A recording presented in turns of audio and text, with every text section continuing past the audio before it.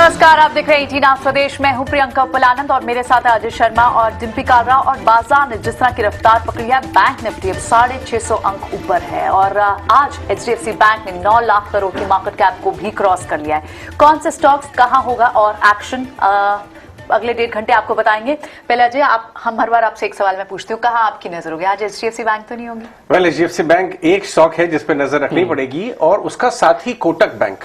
अगर आप लास्ट 1.5 साल का या 1 साल का दोनों का ग्राफ देखें तो हम देखेंगे कि ये सबसे लैगार्ड बैंक्स हैं और इन दोनों का जॉइंट वेट जो है बैंक निफ्टी पे काफी ज्यादा है और इसलिए बैंक निफ्टी आपको इतना स्ट्रांग नजर आ रहा है। और हालांकि हम गैप डाउन खुले थे आज, एसजीएक्स निफ्टी 70 पॉइंट नीचे था, लेकिन जिस हिसाब से हमने रिकॉर्ड तेजी की तरफ गए उसमें सबसे बड़ा रोल आज बैंक निफ्टी का है और इन दो बैंक्स का है, एचडीएफसी बैंक और कोटक बैंक। आईसीआईसीआई बैंक से भी थोड़ा उनको साथ मिल रहा है और ये तब हो रहा है जब रिलायंस ठंडा पड़ गया।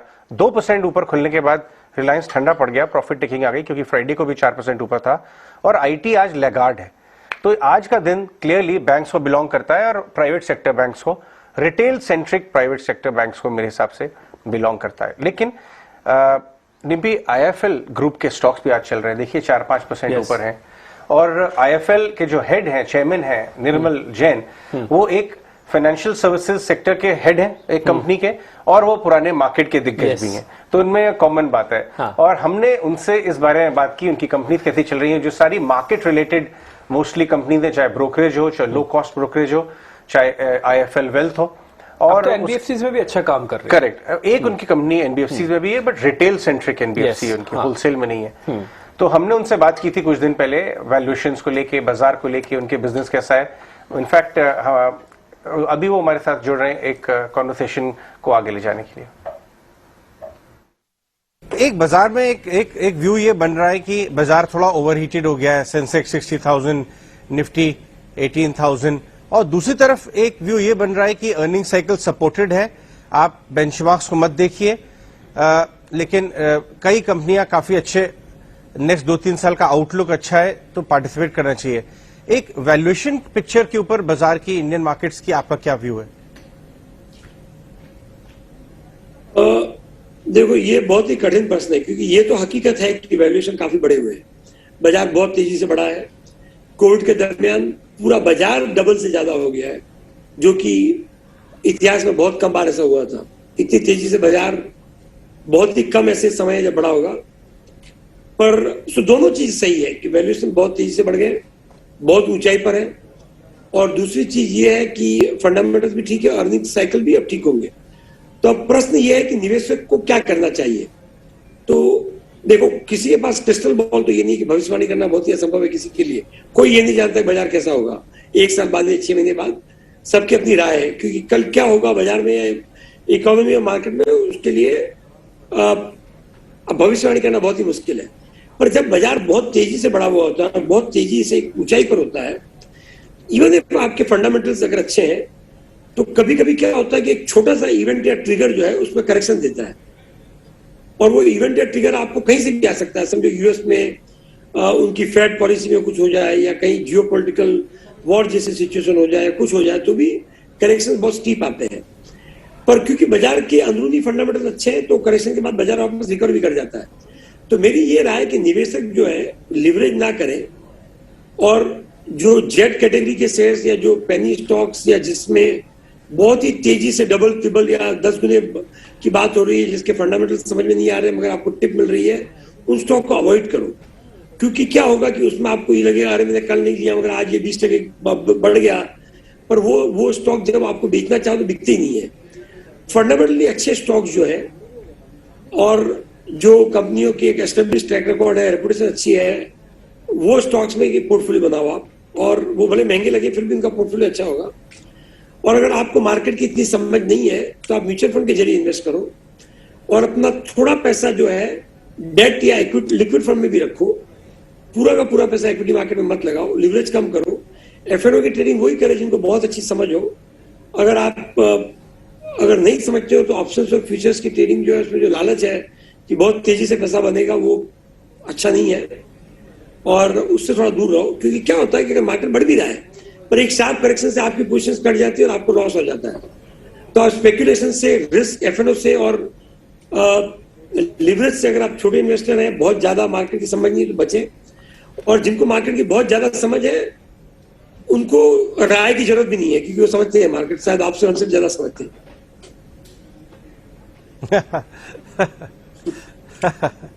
निर्मल जी, हमें किसी ने बताया कि आजकल आप बहुत सारा समय फिनटेक, स्टार्टअप कम्युनिटी, फिनटेक और नई टेक्नोलॉजीज अपने बिजनेसेस में उनका क्या उपयोग हो सकता है, आपका वेल्थ जो है वो ऑलरेडी बहुत सारे स्टार्टअप यूनिवर्स के बिलियनियर्स का पैसा मैनेज करता है। तो अभी ये बताइए कि जो स्टार्टअप्स हमारे कंपनी में लिस्ट हो रहे हैं, हमारी कंट्री में नए लिस्ट हो रहे हैं, कंज्यूमर टेक, और कुछ जो डील्स हो रही हैं, यूनिकॉर्न्स हो रहे हैं, उनके वैल्यूएशन के ऊपर बड़ा प्रश्न चिन्ह है। कुछ समझ में आता है लोगों के, कुछ नहीं। आपका क्या व्यू है? जैसा ऑनेस्टली यही व्यू है कि मुझे भी समझ में नहीं आता। तो जो कुछ लोगों को समझ में आता है, कुछ लोगों को समझ में नहीं आता है, मैं नहीं समझने वालों की कैब में हूं। क्या हो रहा है कि ये सब वैल्यूएशन जो है ना, जैसे किसी जमाने में जब ये गूगल, अमेजन भी शुरू हुए थे, एप्पल, पता नहीं इनके वैल्यूएशन क्या थे, पर कुछ कंपनियां जो इसमें से सरवाइव कर गई तो बहुत ग्रो कर गई। और बहुत सारी ऐसी कंपनियां भी है जैसे कि इवन जैसे याहू जैसी कंपनियां हैं, बहुत सारी बड़ी बड़ी कंपनियां जो किसी जमाने में अच्छी चल रही थी, नहीं चली। तो ये जो है ना, बहुत ही हाई रिस्क और हाई रिवॉर्ड गेम है। और इसमें अगर इन्वेस्टर पैसा डाले तो ये समझ के डाले कि हो सकता है कि कुछ स्टॉक्स बहुत अच्छा रिटर्न दे, कुछ स्टॉक्स में बहुत बड़ा लॉस हो। तो अगर आपके पास एक रिस्क एपेटाइट है, रिस्क कैपिटल है, तो ये आप इन सब स्टॉक में पैसा डालो। और आप कब होगी, जब समझो आपके पास एक बहुत अच्छी, मतलब आप HNI कस्टमर्स है, आपके पास बहुत बड़ा पैसा है और आप रिस्क ले सकते हो, तो आप थोड़ा पैसा इसमें डालो। आप अगर एक साधारण इन्वेस्टर हो, छोटा सा पैसा आपके पास में, आपको रिस्क नहीं लेनी है, आपको कैपिटल प्रोटेक्ट करनी है, तो आपके पास बहुत सारे दूसरे अच्छे स्टॉक्स हैं जिनमें अर्निंग्स है, एक हिस्टोरिकल ट्रैक रिकॉर्ड है, और उसमें पैसा डालो आप। पर जो फिनटेक कंपनीज है उसमें मेरा ज्यादा समझ आता है जो छोटी कंपनियां हैं जिनके वैल्यूएशन आज बहुत ज्यादा नहीं है, मगर अगर हम लोग उनके साथ अलायंसेस कर रहे हैं, इकोसिस्टम डेवलप कर रहे हैं, उनमें इन्वेस्ट भी कर रहे हैं थ्रू एक फंड, तो वो एक काफी एक्साइटिंग चीज है। क्योंकि बहुत सारी चीजें ऐसी हो रही है जो आज जो टेक्नोलॉजी वर्ल्ड में जो डेवलपमेंट हो रहे हैं वो बहुत ही तेजी से हो रहे हैं। किसी भी एक कंपनी, छोटी और बड़ी, उसके लिए सब कुछ करना बहुत ही मुश्किल है। तो अगर आप उनको, जो एंटरप्रेन्योर्स है बहुत ही स्मार्ट और बहुत ही तेज है, उस तरह के आदमी आप हायर नहीं कर पाओगे, वैसे एम्प्लॉइज आपको मिलेंगे नहीं। तो आप अगर उन पे बैट करो और उनके साथ कनेक्ट करो ताकि वो भी ग्रो हो और आप भी ग्रो हो, तो एक ये अच्छा मॉडल है। तो ये एक एक्साइटिंग अपॉर्चुनिटी है। दिस इज लाइक उसमें मुझे भी इंटरेस्ट है और मैं भी समझ रहा हूँ और सीख रहा हूँ उसमें। तो इंडिया इनफ्लाइन के निर्मल जैन आपको बता रहे थे कि बाजार में कैसे सोच रखनी चाहिए और आपको कैसे आगे बढ़ना है, और ये एक लेसन है, एक लर्निंग है। जब मार्केट के वेटरन कुछ इस तरह से बात रखे अपनी, तो जरूर उसको गौर से सुन के उनसे सीख हमको जो मिलती है वो आज फिर से निर्मल जैन आपको देते हुए दिख रहे हैं। खैर, मेरे साथ पूरा पैनल तैयार है आज के मेहमानों का। मेरे साथ हिमांशु हैं, साथ ही सौरभ हैं, राजेश पलवे मेरे को दिख रहे हैं, और साथ ही मानस जायसवाल भी हैं। चारों का बहुत बहुत स्वागत है, शुक्रिया आज आप फिर से समय देने के लिए।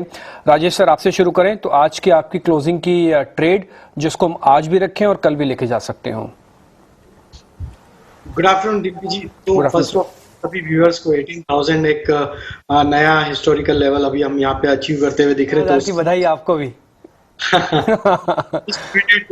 लेवल था और आज हम 18,000 के ऊपर ट्रेड कर रहे हैं, तो काफी अच्छा माहौल है डीलिंग रूम में भी और ऑफिस में भी। तो जिस तरीके का मूड माहौल है तो उसी में तेजी की ही ट्रेड लेनी है। और जो स्टॉक अब उड़ने को तैयार है, तो एविएशन सेक्टर का ही पहला स्टॉक इंडिगो मुझे यहाँ पे काफी प्रॉमिसिंग लग रहा है।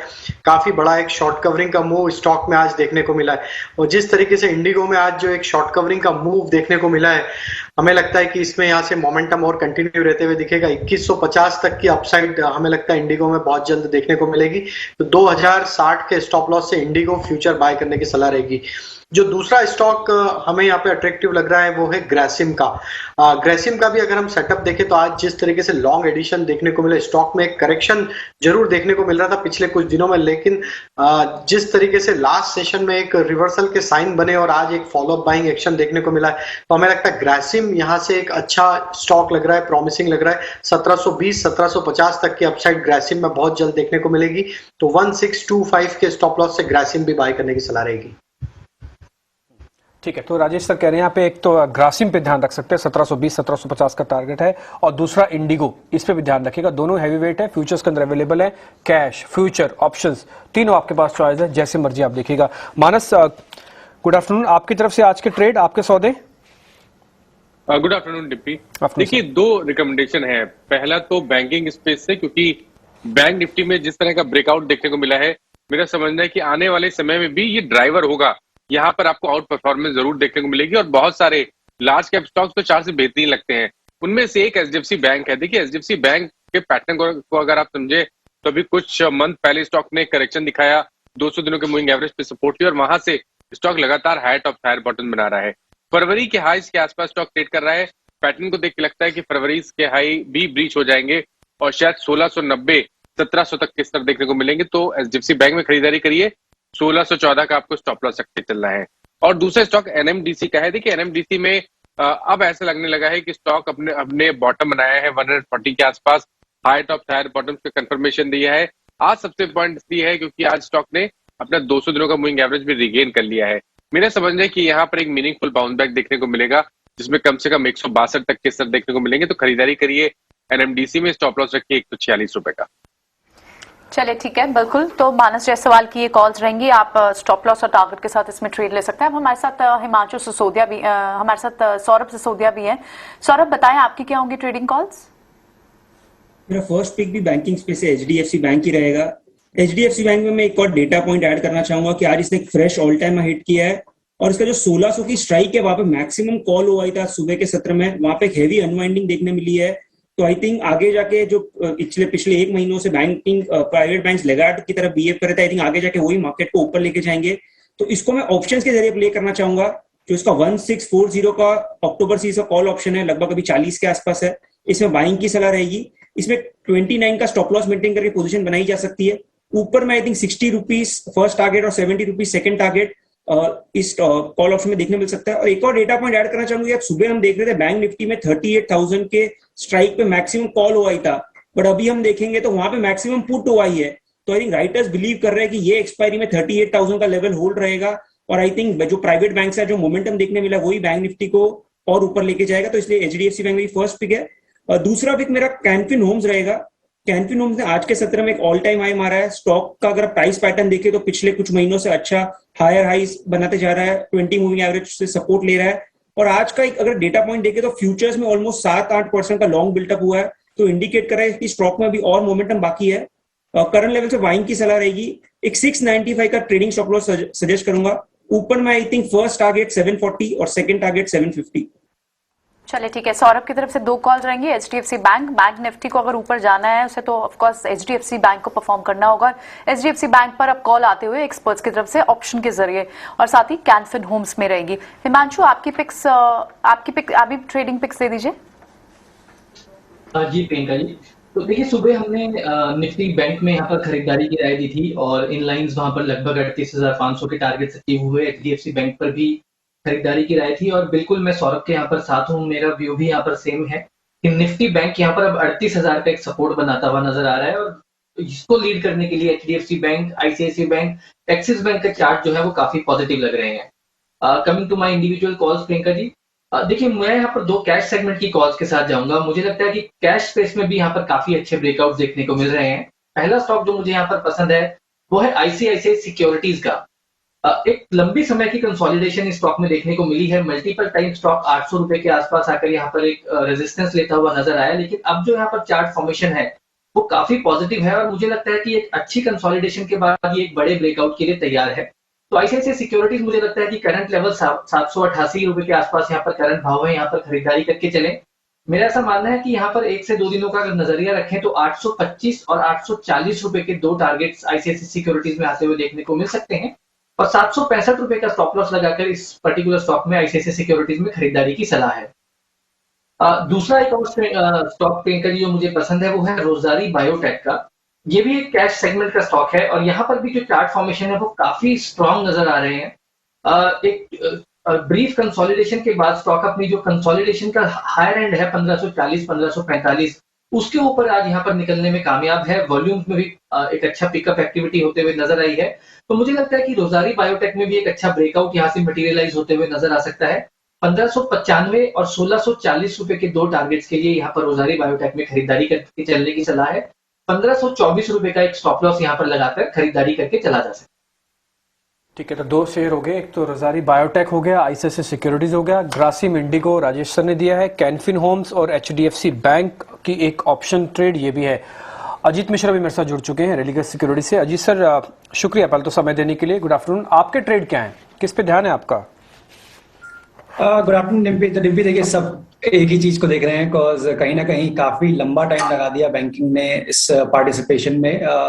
इम्पोर्टेंट बात यह है कि जो सबसे ज्यादा सेक्टर जहां पे कि लगार्डनेस चल रही थी, पहले ऑटो में मूव आई, अब थोड़ा सा बैंकिंग जिस तरीके से सपोर्ट दिख रहा है, तो पॉसिबिलिटी ये दिख रही है करीब आने वाले टाइम में 39,300 500 का जोन टेस्ट होना चाहिए बैंकिंग इंडेक्स में। तो डेफिनेटली वो फोकस एरिया है। साथ ही साथ ऑटो में भी अभी भी डिम्पी मुझे लगता है कि कुछ एक स्टॉक्स हैं जहां पे कि मूव नहीं आया है। तो वो स्टॉक में बजाज ऑटो, जिसमें कि आप देखेंगे कि अपने लॉन्ग टर्म मूविंग एवरेजेस के ऊपर कंसोलिडेट करके एक पॉज ले रखा है, अभी भी इसमें मूव नहीं आई है। तो ये काफी एक अच्छा कैंडिडेट है फॉर फ्रेश लॉन्ग पोजीशन। तो यहाँ पे आप लॉन्ग पोजीशन देख सकते हैं 3850 के स्टॉक के साथ 3960 तक के टारगेट्स के लिए। दूसरा स्टॉक मेरा एचडीएफसी लिमिटेड का होगा। बेस फॉर्मेशन हो गया है यहाँ पे, तो ज्यादा बड़ा स्टॉप लॉस रखने की आपको जरूरत नहीं है। 2720 के स्टॉप के साथ करीब 2850 तक के टारगेट्स के लिए आप एचडीएफसी को लॉन्ग कर सकते हैं। एचडीएफसी लिमिटेड, बजाज ऑटो, इन दोनों पे फिर से ध्यान रखना है। सारे के सारे शेयर घूम फिर के वहीं आपको दिख रहे हैं। एचडीएफसी पे तो आपको ध्यान रखना होगा।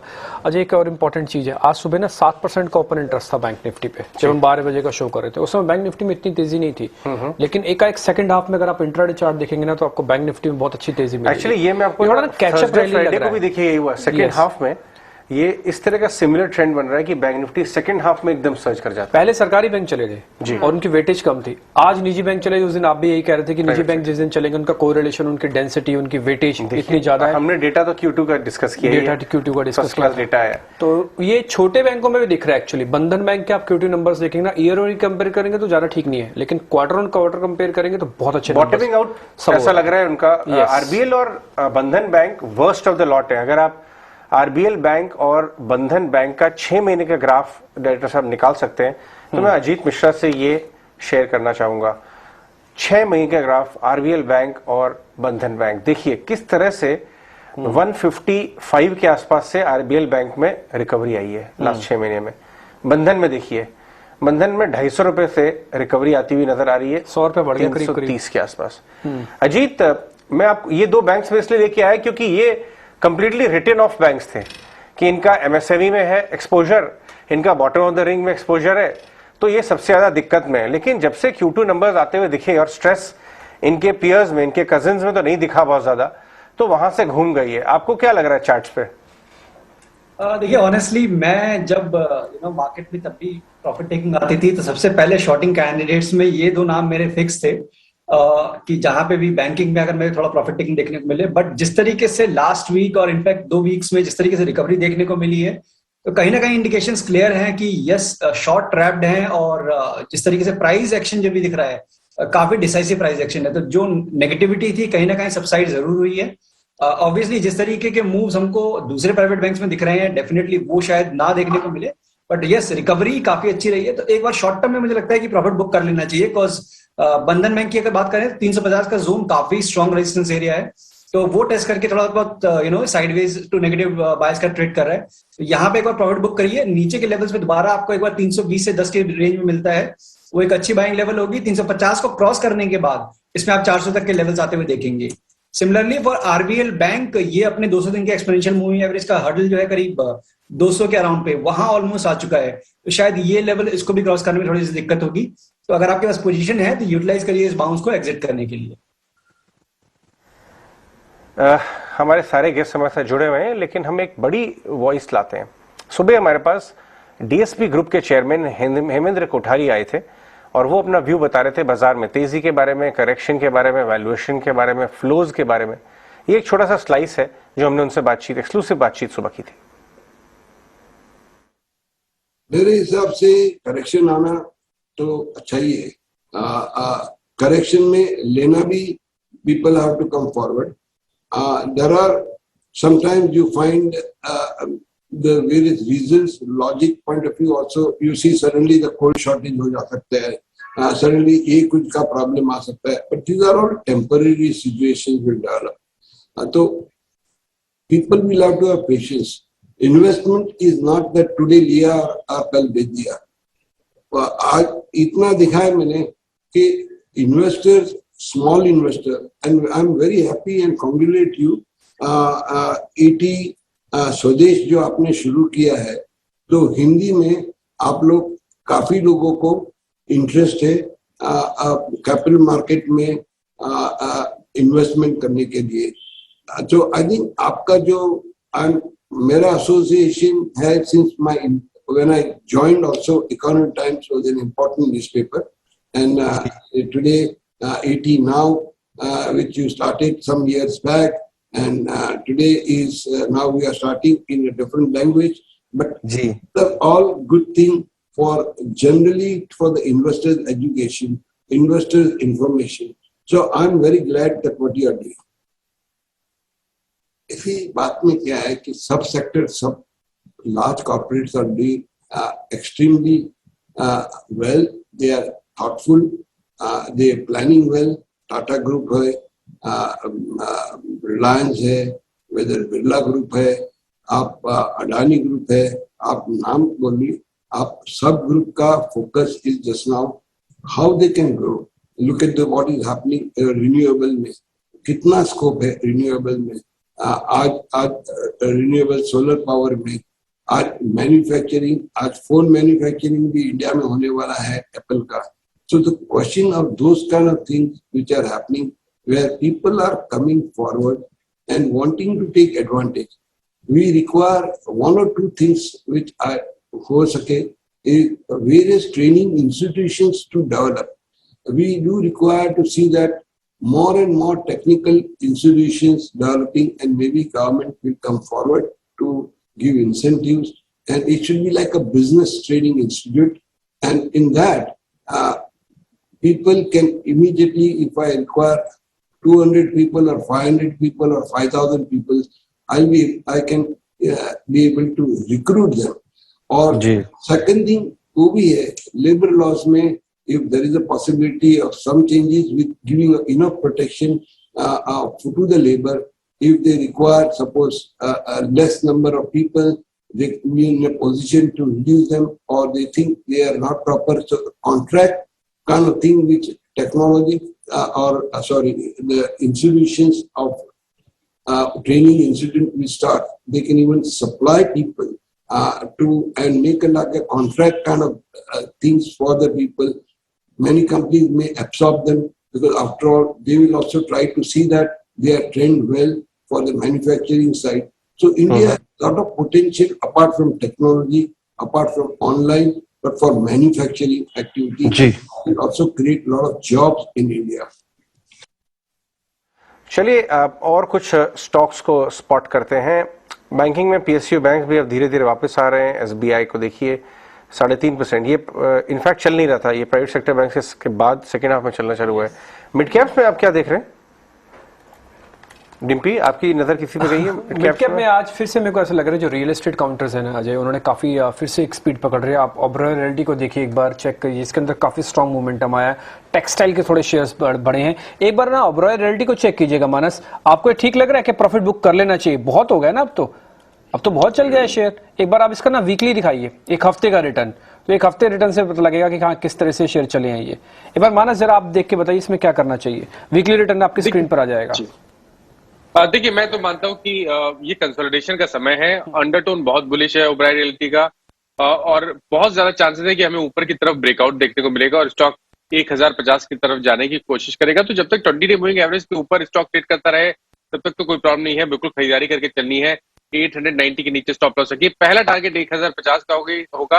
हालांकि अगर यहाँ पर एक फ्लैग पैटर्न का ब्रेकआउट आता है तो उसके टारगेट करीब 1110 से लेकर 1120 की रेंज में रहेंगे. आरके फोर्जिंग्स का रिजल्ट्स आया है अभी थोड़ी देर पहले. आरके फोर्जिंग्स का प्रॉफिट बहुत शार्पली इंप्रूव हुआ है.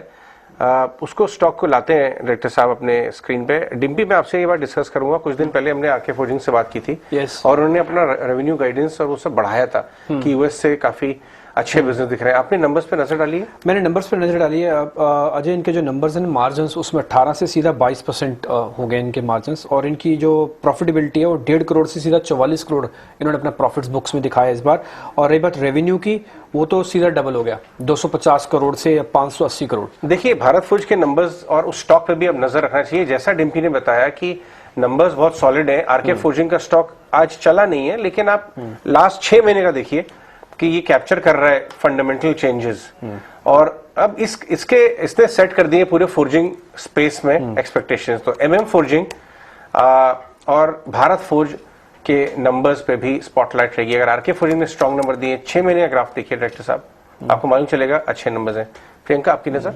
चलिए, बिल्कुल कुछ और काउंटर्स जहां पर हम देख रहे हैं कि पावर, आप मिड कैप से बात करते हैं, मिड कैप में भी पावर तो ऑफ कोर्स साफ तौर पर आज भी लीडर के तौर पर दिखाई दे रहा है। यहां पर भी आप देखिए टाटा पावर, टोरेंट पावर, यहां पर अच्छे ट्रेड्स दिख रहे हैं। और एफएनओ स्पेस में अगर हम बात करें तो वहां पर सुबह से जो काउंटर्स थे उन्होंने अपनी तेजी को फ्रिजल आउट नहीं होने दिया है। एमसीएक्स अभी भी 6% तेज है, लेकिन ऑटो एंसिलरी पैक से कुछ और counters, auto pack, tyre pack, यहां से कुछ काउंटर जरूर सामने निकल कर आ रहे हैं। क्या राजेश, आप अगर इन काउंटर्स पर नजर डालें, अमर राजा बैटरीज हो या फिर बालाकृष्ण इंडस्ट्री हो, यहाँ कुछ पसंद आता है आपको? एक बस बना हुआ है पावर स्पेस में। आज काफी अच्छा ओपन इंटरेस्ट एडिशन देखने को मिला। पूरे स्टॉक्स ही इस सेक्टर के अच्छे मूव करते हुए दिख रहे हैं। तो अमरा राजा बैटरी का सेटअप अगर हम देखें तो ये स्टॉक में जिस तरीके से पिछले 5-6 दिनों में एक करेक्शन था, लेकिन आज जो रिवर्सल देखने को मिला, इसने अपने प्रीवियस स्विंग हाई को क्रॉस किया है जो कि था करीब 770 के आसपास। तो अब ये स्टॉक में 770 इंपॉर्टेंट लेवल रहेगा आज के लिए। अगर हम बात करें फ्यूचर्स लेवल की तो 768 ये स्टॉप लॉस से इसको बाय किया जा सकता है। और ये स्टॉक में जिस तरीके से रिवर्सल बना है, हमें लगता है ये स्टॉक अब यहां से 830-840 की तरफ बढ़ते हुए दिखेगा। 768 के स्टॉप लॉस से बाय किया जा सकता है। प्रियंका जी, अगर एक और स्टॉक की हम बात करें तो यहाँ पे BHEL के स्टॉक को भी यहाँ पे बाय करने की सलाह रहेगी। उसमें काफी स्ट्रॉन्ग मोमेंटम देखने को मिला। हालांकि पिछले सेशन में भी एक अच्छा मूव था। आज जिस तरीके से स्टॉक में मोमेंटम बन रहा है, हमें लगता है BHEL भेल भी यहाँ से बाय करना चाहिए। 66.50 ये स्टॉप लॉस रखें। और हमें लगता है भेल का ये मोमेंटम अब इसको 70 के लेवल को क्रॉस करते हुए दिखना चाहिए। 72-74 तक की अपसाइड BHEL में भी आते हुए दिख सकती है। BHEL के अंदर चार्ट भी, इसके 3 मिनट के चार्ट दिखाता हूं अपनी स्क्रीन से। आप देखेंगे सीधा ये 66-66.5 से सीधा 68 हो गया। BHEL का भाव 3.5%। ये जो लास्ट का मूवमेंट है ये काफी स्ट्रॉन्ग है और टेक्निकल भी एक डाइवर्समेंट कैंडिडेट है। इसका एक part of the business exactly आपने मेरे मुंह की बात छीन कि अब BHEL को इससे गवर्नमेंट कुछ नहीं कर सकती थी। इनको प्रेफरेंस में डाला, इनका लैंड मोनेटाइजिंग करने की बात आ रही है जी। मल्टीपल ट्रिगर्स है। इनफैक्ट एक बार ना shipping Corp, BPCL, BHEL, BEML, जितने भी डाइवेस्टमेंट कैंडिडेट्स हैं और कंटेनर कॉर्प, इन सबको देखिए आज कुछ खासा करंट नजर आ रहा है। अभिषेक जैन भी हमारे साथ जुड़ रहे हैं। सौरभ जैन हमारे साथ जुड़ रहे हैं, माफ कीजिएगा। सौरभ, ये डाइवेस्टमेंट कैंडिडेट्स में आपको सबसे अट्रैक्टिव कौन सा लग रहा है? हालांकि काफी स्टॉक्स में करंट ऑलरेडी आ गया है, आपको कुछ मलाई बाकी है या आपकी क्या राय? जी, मुझे लगता है कि डाइवर्समेंट को बाजार ने काफी अच्छी तरीके से कैचअप किया है। अब जैसे भेल की बात है तो भेल चला ही सिर्फ इसी वजह से है, पर मुझे लगता है कि जब तक एक्चुअल में ट्रिगर नहीं होगा तब तक, और अभी इसमें मतलब यहाँ पर अगर आप ले रहे हैं तो मुझे लगता है थोड़ा रिस्क ज्यादा है। अब किसी भी एक कंपनी का अगर डाइवर्समेंट हो गया, एग्जीक्यूशन फास्ट हो गया, तब मुझे लगता है बाजार को एक और कॉन्फिडेंस आएगा, वहां से फिर रैली शुरू होगा। सौरभ, अगर लेकिन मेरे को एक ही कंपनी खरीदनी हो इन सारे विन्यूश वालों में से, अब अजय ने तो बहुत लंबी लिस्ट दे दी है, शिपिंग कॉर्पोरेशन है, BEL है, भेल है, कॉनकोर है, एक ही लेना हो तो मैं किसको लूं? वैल्यू अनलॉकिंग किसके अंदर होनी बाकी है? मेरे को लगता है BPCL ज्यादा अच्छा रहेगा। अच्छा, BPCL के आपको प्राइस से डर नहीं लगता? ये तो पहले ऊपर नीचे कर चुका है काफी। हाँ, काफी कर चुका है, लेकिन जो एसेट्स हैं वो रियल हैं और जिस तरह से क्रूड स्टोरी चल रही है, मार्जिन एक्सपेंशन है, तो मुझे लगता है कि आगे की स्टोरी काफी सॉलिड है, इसलिए BPCL में नीचे का घर छोटा है। सौरभ, मेरे को फिर एक चीज का जवाब दिया, आपने कॉनकोर क्यों नहीं चुना?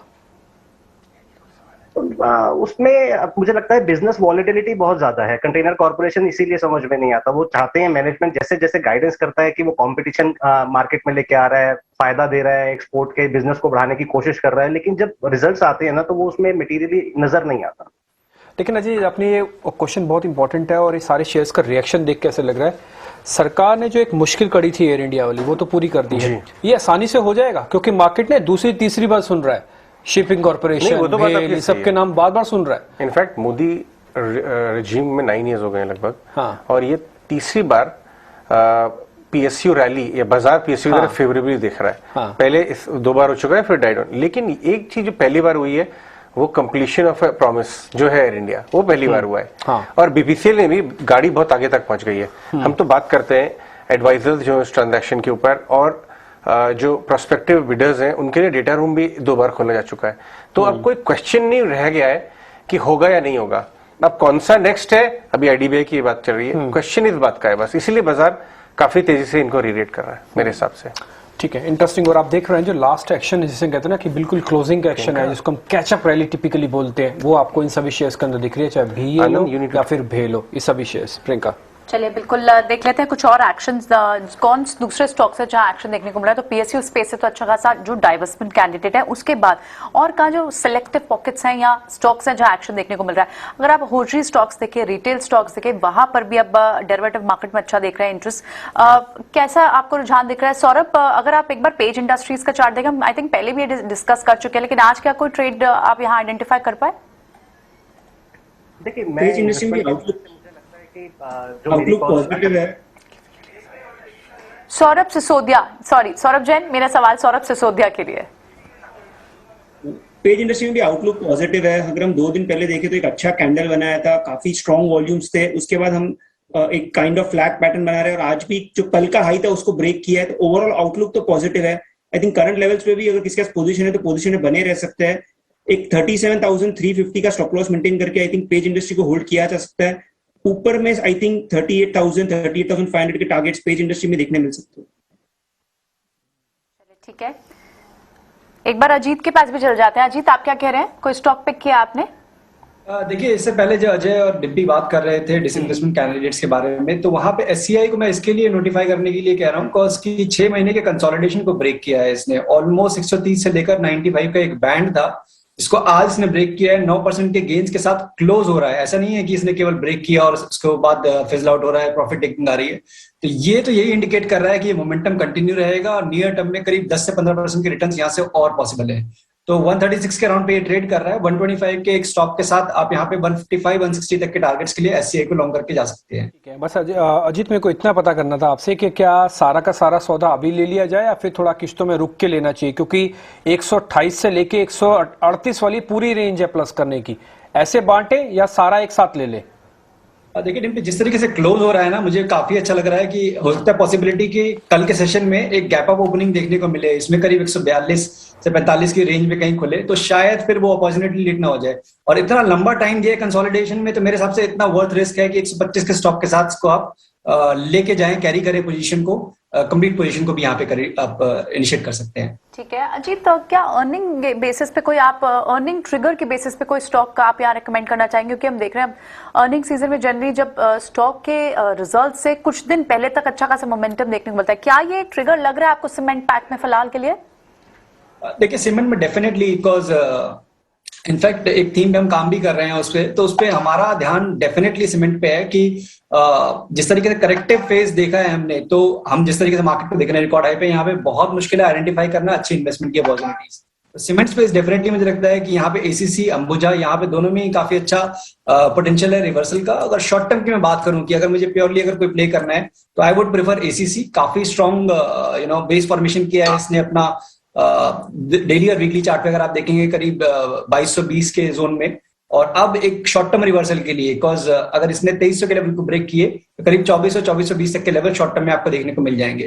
तो थोड़ा सा पोजीशन आप यहाँ पे बाय करें, 2420 के ऊपर आप 2320 के ऊपर आप और ऐड करें। टोटल पोजीशन का स्टॉप रहेगा करीब 2210 का और 2450, 2460 तक के टारगेट्स के लिए। ठीक है, एक छोटा सा ब्रेक ले लेते हैं। ब्रेक के बाद भी अजय और अजीत हमारे साथ रहेंगे। अजीत वो हैं जिनको जीता नहीं जा सकता, अजय वो हैं जिनको हराया नहीं जा सकता। छोटे से ब्रेक पर लौट रहे हैं।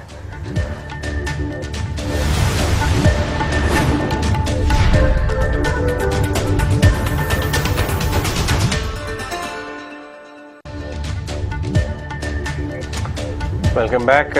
हम देख रहे हैं क्लोजिंग कॉल्स ET Now स्वदेश पे मानस, राजेश, सौरभ सिसोदिया, अजीत मिश्रा और सौरभ जैन हमारे साथ बने हुए। सौरभ, आपके सिस्टम पे, आपके रेडार पे क्या ट्रेड्स आ रहे हैं अभी? सौरभ जैन। देखिए, मैं जो डिलीवरी कॉल जो सेक्टर अच्छे लग रहे हैं वो तो कैपिटल गुड्स, बैंकिंग और रियल एस्टेट अच्छा लग रहा है। मेरी पहली इन्वेस्टमेंट के लिए पिक रहेगी कैपिटल गुड्स सेक्टर से भारत फोर्ज। कंपनी क्रिटिकल और सेफ्टी कंपोनेंट्स बनाती है और बहुत ही वेरियस इंडस्ट्रीज के लिए काम करती है, automobile, construction, mining, energy, new age technology businesses, सबके लिए कंपनी ये काम कर रही है। इनका जो आउटलुक है वो काफी अच्छा लग रहा है। यूएस, यूरोप में जिन कंपनियों के लिए कंपनी ये काम करती है वहां पर आउटलुक काफी अच्छा आ रहा है। यहाँ पर भी इंडस्ट्री अब काफी अच्छी लग रही है, जैसे कि कंस्ट्रक्शन सेक्टर में पिकअप आ रही है। तो मुझे लगता है आने वाले कई क्वार्टर्स कंपनी के लिए काफी अच्छे रहने वाले हैं और जो लक्ष्य हम लेके चल रहे हैं तकरीबन 930 रुपए का लेके चल रहे हैं। बैंकिंग क्षेत्र में मुझे लगता है कि पब्लिक सेक्टर बैंक में बैंक ऑफ बड़ौदा काफी अच्छी पिक हो सकती है। कैपिटल एडिक्वेसी काफी अच्छी है बैंक की और क्रेडिट कॉस्ट में भी बैंक ने काफी काम किया है, क्रेडिट कॉस्ट कम लेके आए हैं। अभी तक रिटेल लोन बुक काफी अच्छी तरह से ग्रो हो रहा है बैंक का, लेकिन बैंक का ऐसा मानना है कि कॉर्पोरेट बुक भी आने वाले कुछ क्वार्टर्स में पिकअप करेगा। तो मुझे लगता है कि यहाँ पर भी आप इन्वेस्टमेंट कर सकते हैं और लक्ष्य तकरीबन आप लेके चल सकते हैं 105 रुपए का। कैपिटल गुड्स के मैटर को थोड़ा सा और तफ्तीश से डिस्कस करते हैं। अगर अभी हम आरके फोर्जिंग या रामकृष्ण फोर्जिंग के नंबर्स देखें, जिन भी बता रहे थे बहुत ही स्ट्रांग है। मैंने खुद उनके मैनेजमेंट से बात की थी 2 हफ्ते पहले और उन्होंने बताया था कि थैंकफुली उन्होंने कोविड के दौरान अपनी कैपेसिटीज ऐड कर ली थी और इसलिए नेक्स्ट 4-5 क्वार्टर्स तक जो कि इम्प्रूव्ड ऑर्डर बुक आ रही है उनकी यूएस से, यूरोप से, वो उनको कर पाएंगे अच्छी तरीके से फर्निश। और आपको लगता है कि यही पूरा MM फोर्जिंग, भारत फोर्ज, सबको ये बेनिफिट आएगा, उनके भी नंबर अच्छे रहेंगे? नंबर 1। और दूसरा क्वेश्चन ये कि कैपिटल गुड्स में कौन से कंपनीज के सेकंड क्वार्टर आपको स्ट्रॉन्गेस्ट नजर आते हैं? देखिए, अगर कैपिटल गुड की बात करें, पहले तो जो आपका सवाल, मुझे लगता है कि जो अभी आपने इन रिजल्ट में देखा वो रिफ्लेक्शन सब रिजल्ट्स में आएगा, भारत फोर्ज में भी आएगा। यहाँ पर ये जितनी कंपनियां है ना, ये इतना स्पेशलाइज जॉब में है, जो कॉस्ट इन्फ्लेशन है उसको आराम से पास ऑन कर पाएंगी और मुझे लगता है मार्जिन एक्सपेंशन का केस भी जरूर बनेगा। कैपिटल गुड सेक्टर में मुझे लगता है कि पहली पसंद तो आपकी सबसे बड़ा लार्ज कैप होना चाहिए, जो कि L&T है। L&T मुझे लगता है कि एग्जीक्यूशन काफी, उनकी गाइडेंस जो होगी वो इंप्रूव आती हुई नजर आएगी। बॉडी लैंग्वेज मैनेजमेंट इस बार थोड़ा स्ट्रांग बोलने वाला है, क्योंकि जो थर्ड वेव का टेंशन था वो मुझे लगता है कहीं ना कहीं थोड़ा दूर हो गया है। और जिस तरह से गवर्नमेंट के टैक्स कलेक्शन है, जिस तरह से और सेक्टर, एलिट सेक्टर चलने लगे हैं, जैसे कि एनर्जी ऊपर जा रहा है, क्रूड बास्केट ऊपर जा रहा है, तो मुझे लगता है हाइड्रोकार्बन क्षेत्र खुल जाएगा। कंपनी की जो सब्सिडरी है वहां पर भी वैल्यू अनलॉकिंग लग रहा है मुझे। IT सेक्टर अच्छा कर रहा है, सर्विस सेक्टर अच्छा कर रहा है। तो एज अ कंसोलिडेटेड मुझे लगता है लार्सन टूब्रो, अगर हम आज पोर्टफोलियो को बजट के हिसाब से देखें, जैसे फरवरी में बजट आया था, इंफ्रास्ट्रक्चर के ऊपर बहुत फोकस किया था गवर्नमेंट ने और अभी भी टैक्स कलेक्शन काफी अच्छे हैं। आने वाला समय में भी इंफ्रास्ट्रक्चर फोकस रहने वाला है। मुझे लगता है कि अगर हम आज ही प्लानिंग करें रियल एस्टेट, बैंकिंग और कैपिटल गुड्स स्टॉक्स के साथ बजट के लिए, तो मुझे लगता है कि यहां से आपको बहुत बड़े गेन्स मिलने वाले हैं। ठीक है जेंटलमैन, स्टे विद अस। एक बड़ी स्टोरी डेवलप हो रही है देश में। कोयले को लेकर कोहराम मचा हुआ है क्लियरली, और हमने स्टॉक्स में देखा है, पावर स्टॉक्स और माइनिंग स्टॉक्स में करीब 11 राज्यों में कोयले की कमी से बिजली संकट के आसार आ रहे हैं और बहुत कमेंट्री आई है चीफ मिनिस्टर से कई स्टेट्स की कि क्या मैटर हो रहा है गवर्नमेंट की तरफ से भी। और डिटेल्स हम इस बारे में जानते हैं प्रकाश प्रियदर्शी से पहले, उसके बाद हम अभिषेक जैन से ये बात करेंगे, वो फंडामेंटल नजरिया देंगे कौन से स्टॉक्स पर नजर रखनी चाहिए, कहाँ इंपैक्ट आएगा। बट उसके पहले प्रकाश प्रियदर्शी हमारे लिए खबर ब्रेक करें। बताइए प्रकाश। देखिए, कोयले की वजह से जो स्थिति है वो काफी नाजुक दिख रही है, क्योंकि करीब 11 से ज्यादा ऐसे राज्य हैं जिन्होंने केंद्र सरकार से तुरंत हस्तक्षेप करने की मांग की है, कोयले और गैस की सप्लाई बढ़ाने की मांग की है। कई राज्यों ने अपने नागरिकों से अपील की है कि वो बिजली की जो खपत है वो काफी संभल कर करें, क्योंकि बिजली कटौती की स्थिति जो है वो बन सकती है। आंध्र प्रदेश, केरल जैसे राज्यों ने आपात बैठक की है आगे की रणनीति पर चर्चा करने के लिए। साथ ही साथ कई ऐसे राज्य हैं जहां पर पावर प्लांट्स बंद हो चुके हैं। करीब पंजाब में करीब 4 ऐसे पावर प्लांट्स हैं जहां पर कोयले की बिल्कुल भी उपलब्धता नहीं है। महाराष्ट्र में करीब 11 ऐसे पावर प्लांट हैं जहां पर हालात बेहद खराब है। हालांकि सरकारी आंकड़ों पर अगर आप नजर डालें तो 9 तारीख तक 80 ऐसे पावर प्लांट्स हैं जहां पर जो कोयले का स्टॉक है वो 5 दिन से कम है, और जो पीक डिमांड है उसकी तुलना में करीब 8300 मेगावाट बिजली की सप्लाई जो है वो कम हुई है। लेकिन अगर स्थिति ऐसी ही रहती है तो इसमें और बढ़ोतरी देखने को मिल सकती है। हालांकि सरकार ये दावा कर रही है कि देश में पर्याप्त कोयले की उपलब्धता है, पावर प्लांट्स को पर्याप्त कोयले की सप्लाई हो रही है। पिछले साल के मुकाबले 24% ज्यादा कोयले की सप्लाई हुई है, लेकिन ग्राउंड रियलिटी जो है वो अलग है। अब हमें जानकारी मिल रही है कि कोयला और ऊर्जा मंत्रालय जो है अब अपनी स्थिति स्पष्ट करने के लिए मीडिया के सामने आ सकता है। वो इस बात को दूर करने की कोशिश करेंगे जो माहौल ये बन गया है कि पावर क्राइसिस की स्थिति बन सकती है। उम्मीद की जा रही है कि कल सरकार जो है अपनी स्थिति स्पष्ट करेगी। धन्यवाद प्रकाश, ये सारी डिटेल्स, इनफैक्ट इस खबर पे प्रकाश डालने के लिए बहुत बहुत धन्यवाद। आज सब वर्ड प्ले कर रहे हैं डिम्पी की तरह, तो मैंने सोचा व्हाई नॉट मी। नहीं, प्रकाश ऐसा प्रकाश डाल रहे हैं कि कोयला ही महंगा हो रहा है। देखिए, इस समय मामला बहुत गंभीर है। बहुत सारे शहरों में प्रकाश चले जाने की, टेम्परेरी हिट होने का भी सीन बन रहा है। और कुछ स्टॉक्स हैं उनमें तो अनूठा प्रकाश देखने को मिल रहा है स्क्रीन पर, जैसे टाटा पावर है, कोल इंडिया में ऑलरेडी देखा। अभिषेक जैन हमारे साथ जुड़ रहे हैं। अभिषेक, आपने पूरी स्टोरी देखी और अदरवाइज भी आप पूरी स्टोरी का देख रहे हैं डेवलप होते हुए। आपका क्या आइडिया है कि पॉजिटिव इंपैक्ट और नेगेटिव इंपैक्ट कौन से स्टॉक्स पे आ सकता है, या आपको लगता है ऑलमोस्ट ये पूरी स्टोरी इन द प्राइस आ गई है? अजय, आपको एक चीज समझनी चाहिए कि हर कंपनी के बेनिफिट्स भी हैं और नुकसान भी है। जैसे टाटा पावर है राइट नाउ, तो टाटा पावर के लिए इंडिया में हो सकता है ये रॉ मटेरियल हो, बट इनके लिए इंडोनेशिया में जो इनका कोल माइन है, जहाँ पे इनका 30% हिस्सा है, वो काफी पॉजिटिव है। नेट टाटा पावर 120% कोल लॉन्ग है राइट नाउ। तो उनके लिए जो मर्चेंट पावर में जो बेचने का है राइट नाउ, वो काफी पॉजिटिव है टाटा पावर के लिए। इसी कारण से टाटा पावर डिस्पाइट इनके पास कोल का, इन्होंने अपना जो CGPL का प्लांट है वो भी जहां तक हमारा है वो अभी प्रोडक्शन नहीं कर रहा है। और कंपनी, क्योंकि और सबसे बड़ी बात है कि एक चीज मेरे को लगता है कि गवर्नमेंट को इवेंचुअली जो कोल पावर के जो लॉन्ग टर्म कॉन्ट्रैक्ट है उसमें रीवैल्यूएशन करने का और उसका नया प्राइस बनाने का अनुमति देगी। क्योंकि अभी जैसे टाटा पावर ने सिर्फ ₹1 पर किलोवाट की प्राइस हाइक की अनुमति मांगी थी और वो नहीं दी गई थी, जबकि गवर्नमेंट आज बाजार में मार्केट में ₹10 से खरीद रही है राइट नाउ। तो ये स्टॉक स्पेसिफिक अपॉर्चुनिटीज हैं। तो कोल इंडिया जैसे है। इसके अलावा एक और पॉजिटिव जो, यानी कि मेरे को जो सबसे बड़ा डर जो नेगेटिव साइड में लगता है कि आप स्टेट इलेक्ट्रिसिटी बोर्ड में आपको वापस से डेलिक्वेंसीज ना बढ़ जाए। अगर वो बढ़ गया तो एक बहुत ही जो हमने 1.5 से 2 साल में जो गवर्नमेंट ने अच्छा काम किया है वो पूरा का पूरा डीरेल हो जाएगा।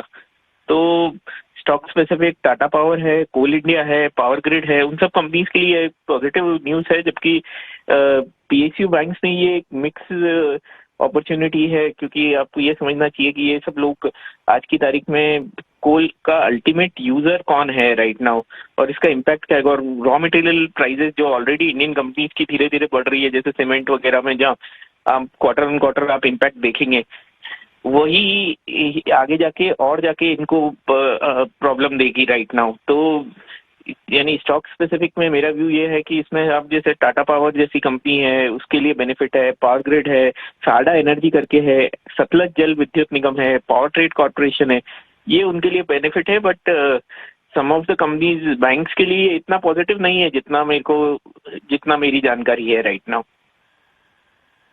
चलिए ठीक है, बिल्कुल। तो अभिषेक इस पर अपनी राय दे रहे थे, कोयले की कमी से जिस तरह से एक बड़ा मैटर बना हुआ है ये, इस पर अपनी राय दे रहे थे। चलिए बढ़ते हैं आगे। अब कोयले संकट को लेकर पूर्व ऊर्जा सचिव अनिल राजदान जी से हमने बात की और आइए सुन लेते हैं उन्होंने इस पर क्या कहा। सारे सेक्टर्स पे इसका असर पड़ेगा, मगर जैसे कि कहते हैं कि इतना कोल स्टॉक है हमारे पास, अच्छी बात है, कोल स्टॉक है, इंपोर्ट नहीं हो रहा, क्योंकि ये क्राइसिस भी इसलिए आया, एक तो कोविड से आप बाहर एकदम निकले, एकदम स्पर्ट हुई। पिछले साल से हम कंपेयर करें वो कोई नेचुरल कंपैरिजन नहीं है, क्योंकि हम कोविड का ईयर निकाल के आए हैं जब सब कुछ तकरीबन काफी हद तक बंद था, मगर बिजली आती रही, इससे घरों में और कुछ IT के माध्यम से जैसे हम अब बात कर रहे हैं वो कारोबार चलता रहा। मगर अब ये डबल वैमी है कि उन ऐसे डीजल की कीमतें भी बढ़ गई हैं, डिमांड भी आपकी बढ़ गई है। चले बिल्कुल। तो कोयला संकट एक जाहिर तौर पर बड़ी एक चिंता का विषय जरूर बना हुआ है, लेकिन पावर स्पेस से हम देख रहे हैं अच्छा खासा एक्शन है, स्टॉक्स पर जो इफेक्ट आ रहा है। अब बात कर लेते हैं कुछ और स्टॉक्स की भी जहां पर आज एक्शन देखने को मिल रहा है। स्पेशलिटी केमिकल्स की अगर हम बात करें सौरभ, हम देखते हैं कि कुछ समय बाद यहाँ सेक्टर रोटेशन देखने को मिलती है। सौरभ जैन से मैं बात कर रही थी कि स्पेशलिटी केमिकल्स में हम देखते हैं कुछ समय बाद एक रोटेशन देखने को मिलती है। अब इस सेक्टर से अगर आप ट्रैक करते हो तो आपको क्या पसंद आता है? देखिए सेक्टर काफी बड़ा है और एग्रोकेमिकल हैं, फिर एपीआईज हैं, मतलब इतनी सारी कंपनियां हैं जो अलग अलग चीजें बना रही हैं। ऐसे ही एक केमिकल की कंपनी है फिलिप्स कार्बन। मुझे लगता है कि वहां पर अगर आप उनके फाइनेंशियल्स को देखेंगे तो बहुत एक खासा इंप्रूवमेंट देखने को मिल रहा है और आने वाले क्वार्टर्स भी काफी अच्छे लग रहे हैं। कंपनी सबसे बड़ी है कंपनी है ये कार्बन ब्लैक में, और इंटरनेशनल बाजार में भी काफी इनकी सेल्स होती है। और जो इंडस्ट्रीज का आउटलुक लग रहा है, मुझे लगता है इनकी प्रोडक्ट की डिमांड आने वाली है क्योंकि और प्राइसिंग भी बढ़ने वाली है। तो फिलिप्स कार्बन पे आप जरूर देख सकते हैं, तकरीबन 300-325 रुपए का लक्ष्य लगता है। ठीक है, आगे बढ़ते हैं। 2-4 शेयर जरा और जिसमें मोमेंटम आ रहा है वो देखते हैं। हिमांशु, आपकी लिस्ट में कोई बैंकिंग स्टॉक है क्या? कोई मिड कैप बैंकिंग स्टॉक्स आप बताना चाहते हो? देखिए जिस तरह से यहाँ पर ब्रेकआउट आज निफ्टी बैंक में आया है और पीएसयू बैंक इंडेक्स जिस तरह से आज यहाँ पर ऊपर निकल रहा है, मुझे लगता है कि ना केवल फ्रंट लाइनर्स बल्कि जो small mid cap PSU bank हैं उनमें भी एक अच्छी मूव देखने को मिल सकती है। इंडियन बैंक एक पर्टिकुलर स्टॉक है जो मुझे लगता है कि एक काफी अच्छा एक ब्रेकआउट आज के सेशन में देने में कामयाब रहा है। एक हायर स्टॉक ने आज बनाया है 144-145 रुपए का मल्टी मंथ रेजिस्टेंस था जो स्टॉक ने आज अच्छे खासे वॉल्यूम्स के साथ पार किया है। मेरा ऐसा मानना है कि यहाँ पर शॉर्ट टर्म का व्यू लेकर इस स्टॉक में करंट लेवल्स पर इंडियन बैंक में खरीदारी की पोजीशन बनाई जा सकती है। मुझे लगता है कि यहाँ पर आने वाले दिनों में 175 रुपए तक के टारगेट, यानी कि यहाँ से करंट लेवल से लगभग 30 से 35 रुपए की अपसाइड आते हुए देखने को मिल सकती है। तो इंडियन बैंक में डिम्पी जी 140 रुपए के स्टॉप लॉस के साथ 175 रुपए तक के टारगेट मुझे लगता है कि आने वाले दिनों में देखने को मिल सकते हैं। ठीक है, एक ऑब्जर्वेशन है। वो ये है कि ब्रेंट क्रूड के प्राइसेस $84 क्रॉस हो गए हैं। वैसे 110 रुपए का पेट्रोल लेते वक्त हमने सुबह मजाक कर रहे थे कि आप कोयला जलाते हो, आप गैस जलाते हो और आप क्रूड जलाते हो, तीनों के तीनों हाई पे। और कंज्यूमर देखिए, मैं बाजार की तरफ, एक तो पर्सनल बैलेंस शीट हम लोगों की स्ट्रेच हो ही गई है, फैमिली बैलेंस शीट क्योंकि महंगाई दर इतनी ज्यादा है, लेकिन मुझे लगता है गवर्नमेंट बैलेंस शीट भी इसके ऊपर रिस्क पे है। अभी इस वाली पॉलिसी में इतना इश्यू नहीं था क्योंकि अकोमोडेटिव स्टांस को एक्सटेंड किया, लेकिन अगर ये जिस हिसाब से क्रूड प्राइस एलिवेटेड रहा, $84, 110, 108 के आसपास पेट्रोल आई गया है, तो ये फ्रेट कॉस्ट में डीजल भी बढ़ेगा, ये फ्रेट कॉस्ट में आएगा और ये आपकी दुनिया भर की चीजों में प्राइसिंग होगा। ये बड़ा इशू है क्योंकि जो बाल्टिक ड्राई इंडेक्स है, सी की जो प्राइसेस तय कर रहा है वो अपने कई सालों के उच्चतम स्तरों पर है। वो भी तो डीजल से ही चलते हैं, वो भी डीजल से चल रहे हैं। चलिए सौरभ, ये जो क्रूड प्राइस बढ़ रहे हैं 84 के ऊपर आ गया, एक तो इमीडिएट स्टॉक्स आपके रिफाइनिंग स्टॉक्स वगैरह हो गए, लेकिन क्रूड के डेरिवेटिव्स के यूजर्स कौन से हैं, कौन सी कंपनीज हैं? एक तो एफएमसीजी हो गई क्योंकि पैकेजिंग उनका काफी बड़ा है। सौरभ जैन से मैं पूछ रहा हूँ ये बात, फंडामेंटल नजरिया दीजिए, कौन सी कंपनी में प्राइसिंग पावर नहीं है और अगर क्रूड और फ्यूल जाएगा ऊपर तो वो प्राइसिंग नहीं कर पाएंगे और उनके मार्जिन पे इम्पैक्ट आएगा? देखिए अभी तक तो ऐसा नहीं लग रहा है कि प्राइसिंग पावर नहीं है, क्योंकि जिस तरह से डिमांड आ रहा है रूरल और अर्बन इंडिया से, चाहे वो एफएमसीजी क्षेत्र हो, चाहे वो कंज्यूमर ड्यूरेबल क्षेत्र हो या फिर पेंट इंडस्ट्री हो, मुझे लगता है कि 1 क्वार्टर या 2 क्वार्टर का लैग हो सकता है। इनफैक्ट इंटरनेशनल प्लेयर्स भी अगर आप देखेंगे ना तो सबकी गाइडेंस यही आ रही है कि जो कॉस्ट अप मूव अप हो रही है, कंपनियां अभी एकदम तो पास नहीं कर रही हैं, लेकिन वो 1-2 क्वार्टर में इसको पास ऑन कर देंगी, क्योंकि खासकर अभी ना प्रोडक्ट प्रीमियमाइजेशन बहुत हो रहा है। मतलब जितनी भी कंपनियां हैं जिनका जो अच्छे ब्रांड्स हैं वो क्या कर रहे हैं, नई प्रोडक्ट और नई पैकेजिंग में लेके आ रहे हैं और एमआरपी रिवीजन कर रहे हैं। और अक्रॉस द बोर्ड मुझे लगता है कि हो सकता है 1 या 2 क्वार्टर का मैक्सिमम डिले रहे। जो इनपुट प्रेशर्स हैं वो देखेंगे हम सबसाइड होते हुए जितनी भी बड़ी कंपनियां हैं। $84 के आसपास पहुंचता है और इसका इम्पैक्ट स्पाइरल होता है, सिर्फ एक सेक्टर तक नहीं बल्कि कई मल्टीपल सेक्टर तक ही चला जाता है। राजेश जी, इस बीच आपको शेयर्स देख रहे थे, रूट मोबाइल आपकी उसमें है क्या, लिस्ट में है क्या? जी डिम्पी जी, काफी स्ट्रॉन्ग ब्रेकआउट रूट मोबाइल पे वीकली डेली चार्ट पे देखने को मिला। अगर आप वीकली चार्ट देखेंगे तो इसमें एक राउंडिंग बॉटम फॉर्मेशन का ब्रेकआउट विद वॉल्यूम एक्शन देखने को मिला है। तो रूट मोबाइल का ये ब्रेकआउट ये दिखाता है कि स्टॉक में यहाँ से मोमेंटम और यहाँ से एक्सटेंड होते हुए दिख सकता है। 2307 के आसपास अभी स्टॉक का प्राइस है। हमें लगता है कि इसको यहाँ से बाय किया जा सकता है। जिस तरीके से ब्रेकआउट हुआ है विद वॉल्यूम एक्शन, हमें लगता है इमीडिएट टारगेट इसमें जो आना चाहिए वो 2390 से 2440, ये 2 अपसाइड के के टारगेट हमें लगता है बहुत जल्द देखने को मिलेंगे। 2260 स्टॉप लॉस रख के ये स्टॉक को बाय किया जा सकता है। ठीक है, एक शेयर और है लिस्ट में, वो है रेडिको खैतान। एक बार जरा इसको भी चेक कीजिए राजेश सर, आपको ये शेयर ठीक लग रहा है क्या? बिल्कुल डीपी जी, देखिए तो ये स्टॉक में भी एक बहुत अच्छा पैटर्न बना हुआ। जिस तरीके से स्टॉक में आज के सेशन में वॉल्यूम एक्शन बना है और जो ब्रेकआउट हमें वीकली और डेली सेटअप पे देखने को मिल रहा है, हमें लगता है रेडिको खैतान में भी यहाँ से अपसाइड का मोमेंटम कंटिन्यू रहते हुए दिख सकता है। जिस तरीके से इसके पैटर्न बने हुए 1100-1110 तक की अपसाइड इस स्टॉक में शॉर्ट टर्म में देखने को मिल सकती है। तो 980 के स्टॉप लॉस से रेडिको खैतान को भी बाय किया जा सकता है। स्टॉक में जिस तरीके से डेली चार्ट पे ब्रेकआउट हुए वो दिखाते हैं कि बहुत जल्द अभी ये 1100-1120 की तरफ मूव होते हुए दिखेगा। बिल्कुल, कुछ स्टॉक्स जो पिछले कुछ 15 मिनटों में इनमें तेजी देखने को मिली, I think ICICI securities. Himanshu, आपने ये कॉल दी थी, अभी फिलहाल ये पिछले 15 मिनट में 1.5% तेज भी हुआ है, आपके क्या लेवल्स थे? देखिए, हमने लगभग इसको 790-92 के लेवल्स पे कवर किया था प्रियंका जी, और 820 रुपए का पहला टारगेट हमारा था, जो कि ऑलमोस्ट यहाँ पर अचीव होता हुआ नजर आया है। लेकिन दूसरा टारगेट 840-850 रुपए का है, तो मुझे लगता है कि वो टारगेट्स भी यहाँ पर 1 से 2 दिनों का अगर नजरिया रखा जाए तो अचीव होते हुए नजर आ सकते हैं, क्योंकि स्टॉक ने काफी लंबे समय की कंसोलिडेशन के बाद आज ब्रेकआउट दिया है। और इस ब्रेकआउट का मुझे लगता है कि टारगेट जो है वो 850 रुपए तक के कंजर्वेटिव साइड में टारगेट्स हैं, जो कि हमें आते हुए देखने को मिल सकते हैं। ठीक है हिमांशु, इस बीच एक बार आप आईटीसी के चार्ट पर भी नजर डालिए, पिछले कुछ मिनटों में यहाँ पर भी तेजी देखने को मिले, यहाँ कोई ट्रेड बनता है? देखिए बिल्कुल प्रियंका, सुबह से आज हम आईटीसी में एक स्ट्रेंथ देख रहे थे, एक अच्छा डिसेंट करेक्शन स्टॉक में जो पिछले कुछ हफ्तों में हमने तेजी देखी थी। स्टॉक ने लगभग 245 रुपए तक के हाईज बनाए थे, उसके बाद स्टॉक अपने 20 डे एक्सपोनेंशियल मूविंग एवरेज जो कि 230 रुपए के आसपास थी, वहां तक एक रिट्रेसमेंट दिखाई, और पिछले 2-3 दिनों की एक सपोर्ट टेस्ट करने के बाद आज यहाँ पर सुबह से ही एक अच्छा मोमेंटम बना हुआ है। मुझे लगता है कि यहाँ पे 242 रुपीज 242 रुपए तक के टारगेट्स आते हुए कल तक देखने को मिल सकते हैं। तो जिनके पास यहाँ पर एग्जिस्टिंग पोजीशन है उनके लिए 236 रुपए के स्टॉप लॉस के साथ इस पोजीशन को होल्ड करने की सलाह रहेगी। फ्रेश खरीदारी के लिए मुझे लगता है कि 237 रुपए के आसपास का अगर डिप मिलता है तो वहां पर रिस्क रिवॉर्ड फेवरेबल बैठता है। ठीक है अजीत, लगातार हम देखते हैं कि सेक्टर ना रोटेट होते रहते हैं ट्रेडर्स की तरफ से भी। क्या आपको लग रहा है कि फार्मा या एफएमसीजी में अब नेक्स्ट मूव आ सकती है? क्या आपको कोई काउंटर डाबर या फिर दूसरे कोई और काउंटर में यहाँ स्पॉट दिख रहा है? इनफैक्ट प्रियंका, मैंने इसी के लिए एनालाइज किया था कि 2 चीजों के बारे में बात करना चाहता हूं। पहला तो आईएक्स को देखने के बाद पीटीसी में अगर हम नहीं देख रहे हैं तो कहीं ना कहीं एक बड़ी अपॉर्चुनिटी मिस कर रहे हैं। 2008 के हाईज प्रियंका वो टेक ऑफ किए हैं इसने, आज 130 के राउंड के 2008 में जो हाईज थे वो आज इसने क्रॉस किया है, और काफी सस्टेन्ड वॉल्यूम दिख रहे हैं यहाँ पे मुझे। तो एक बीटीएससी कैंडिडेट हो सकता है और एक पोजिशनल कैंडिडेट भी हो सकता है।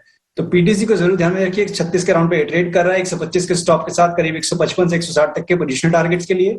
और अगर आप बीटीएसटी कर रहे हैं तो 130 का स्टॉप लॉस रहेगा करीब, और 145 से 50 तक के टारगेट्स के लिए। दूसरा स्टॉक डेफिनेटली, क्योंकि मैं वही एक ऑब्जर्वेशन है कि एफएमसीजी सेक्टर रोटेशन डेफिनेटली चल रहा है, और एफएमसीजी में जिस तरीके से प्रॉफिट टेकिंग आ चुकी है, 2 स्टॉक आपके रडार पे होने चाहिए। एक थोड़ा सा कंट्रेरियन बैठे जहां पे कि प्रॉफिट टेकिंग अभी भी कंटिन्यू चल रही है, वो है ब्रिटानिया। ब्रिटानिया में अगर आप देखेंगे तो 4150 से लेकर 3860 अभी की जो करेक्शन आई है उसमें कुछ खास वॉल्यूम देखने को नहीं मिल रहे हैं। और प्लस अगर आप देखेंगे तो जो लास्ट ब्रेकआउट आया था वो इन्हीं लेवल से आया था, तो रिस्क रिवॉर्ड काफी फेवरेबल लग रहा है मुझे ब्रिटानिया में। यहाँ पे एक कंट्रेरियन बेट है, तो इसके लिए उससे शायद 1-2 दिन कंसोलिडेट करे उसके बाद मूव आए। तो यहाँ 3770 का आपका स्टॉप रखिए पोजिशनली, 4100 तक के लेवल्स के लिए आप देख सकते हैं इसमें कि आपको देखने को मिल जाए। दूसरा स्टॉक इसी पर्टिकुलर सेक्टर से गोदरेज सीपी, यहाँ पे भी एक आपको गोदरेज कंज्यूमर प्रोडक्ट में एक हाई बनाने के बाद करीब 1125 के बाद एक नॉर्मल प्रॉफिट टेकिंग देखने को मिली है। पिछले 4-5 दिन से देखेंगे तो कंजेशन बैंड में है, तो यहाँ पे भी 1050 के ऊपर एक अच्छा मूव आते हुए नजर आएगा आपको, तो इसमें भी आप लॉन्ग पोजीशन बना सकते हैं। और इनफैक्ट इसमें मोमेंटम शायद ब्रिटानिया से पहले आए, तो अगर आपका बिल्कुल शॉर्ट टर्म का व्यू है तो इसको प्रेफरेंस दीजिए 1000 के स्टॉप लॉस के साथ, करीब 1075-1080 के टारगेट्स के लिए। बिल्कुल, तो यहाँ पर अब लगता है कि सेक्टर, ये वाले सेक्टर में अब रोटेशन देखने को मिल सकती है। अजीत को अभी आप थोड़ी देर पहले बीटीसी की बात ही कर रहे थे अजय। जी हाँ प्रियंका, देखिए वो एक सरकारी कंपनी है, पावर ट्रेडिंग कंपनी है, और आईईएक्स वो एक प्लेटफॉर्म है जो एक ग्रुप, वो बीएससी का ही एक सब्सिडरी है if I am not wrong. लेकिन सबसे बड़ा मैटर जो ये है कि वहाँ पे ट्रेडिंग बहुत हेक्टिक शुरू हो गई है, वो तो अच्छी बात है, मुझे पता, हम सब देख ही रहे हैं पावर में क्या हो रहा है। लेकिन इनका बिजनेस मॉडल आप इमेजिन करेंगे कितना ग्रॉस मार्जिन वाला मॉडल है। 60% ग्रॉस मार्जिन का मॉडल। 60%? जी हाँ, मार्जिन। तो ये सिर्फ एक कैश जनरेटिंग मशीन है, और ये मैं नहीं कह रहा हूँ, ये एनालिस्ट स्ट्रीट पे बोलते हैं, और बड़े बड़े दिग्गज स्टॉक इसके अंदर शेयर होल्डर्स हैं। If I am not wrong Mohnish Pabrai भी IEX के अंदर है, if I am not wrong. तो ये कैश जनरेटिंग मशीन है, और ये थोड़ी प्लेटफॉर्म वो सब फैंसी आ गया थोड़ा स्टॉक में, लेकिन PTC पावर ट्रेडिंग कॉर्पोरेशन भी पावर ट्रेडिंग करती है, डिस्कॉम वर्सेस जनरेटर, राइट। तो ये अब रब ऑफ इफेक्ट, जैसा कि हमारे एनालिस्ट भी शेयर कर रहे हैं पैनल के साथ, ये कैचअप रैली PTC में आ रही है जो IEC में ऑलरेडी हो चुका है। एग्जैक्टली, ये शेयर करीब 100 से 135 इसी महीने के अंदर हुआ है, और ये बहुत ज़बरदस्त चल रहा है। खैर, जब बातचीत हो रही थी IEX की, तो बॉम्बे स्टॉक एक्सचेंज BSE का शेयर्स भी अब डे हाई पे। छोटा सा ब्रेक ले रहे हैं, ब्रेक पर तुरंत लौट रहे हैं, फिर BSE की बातचीत भी होगी, वो भी डे हाई पे ही है।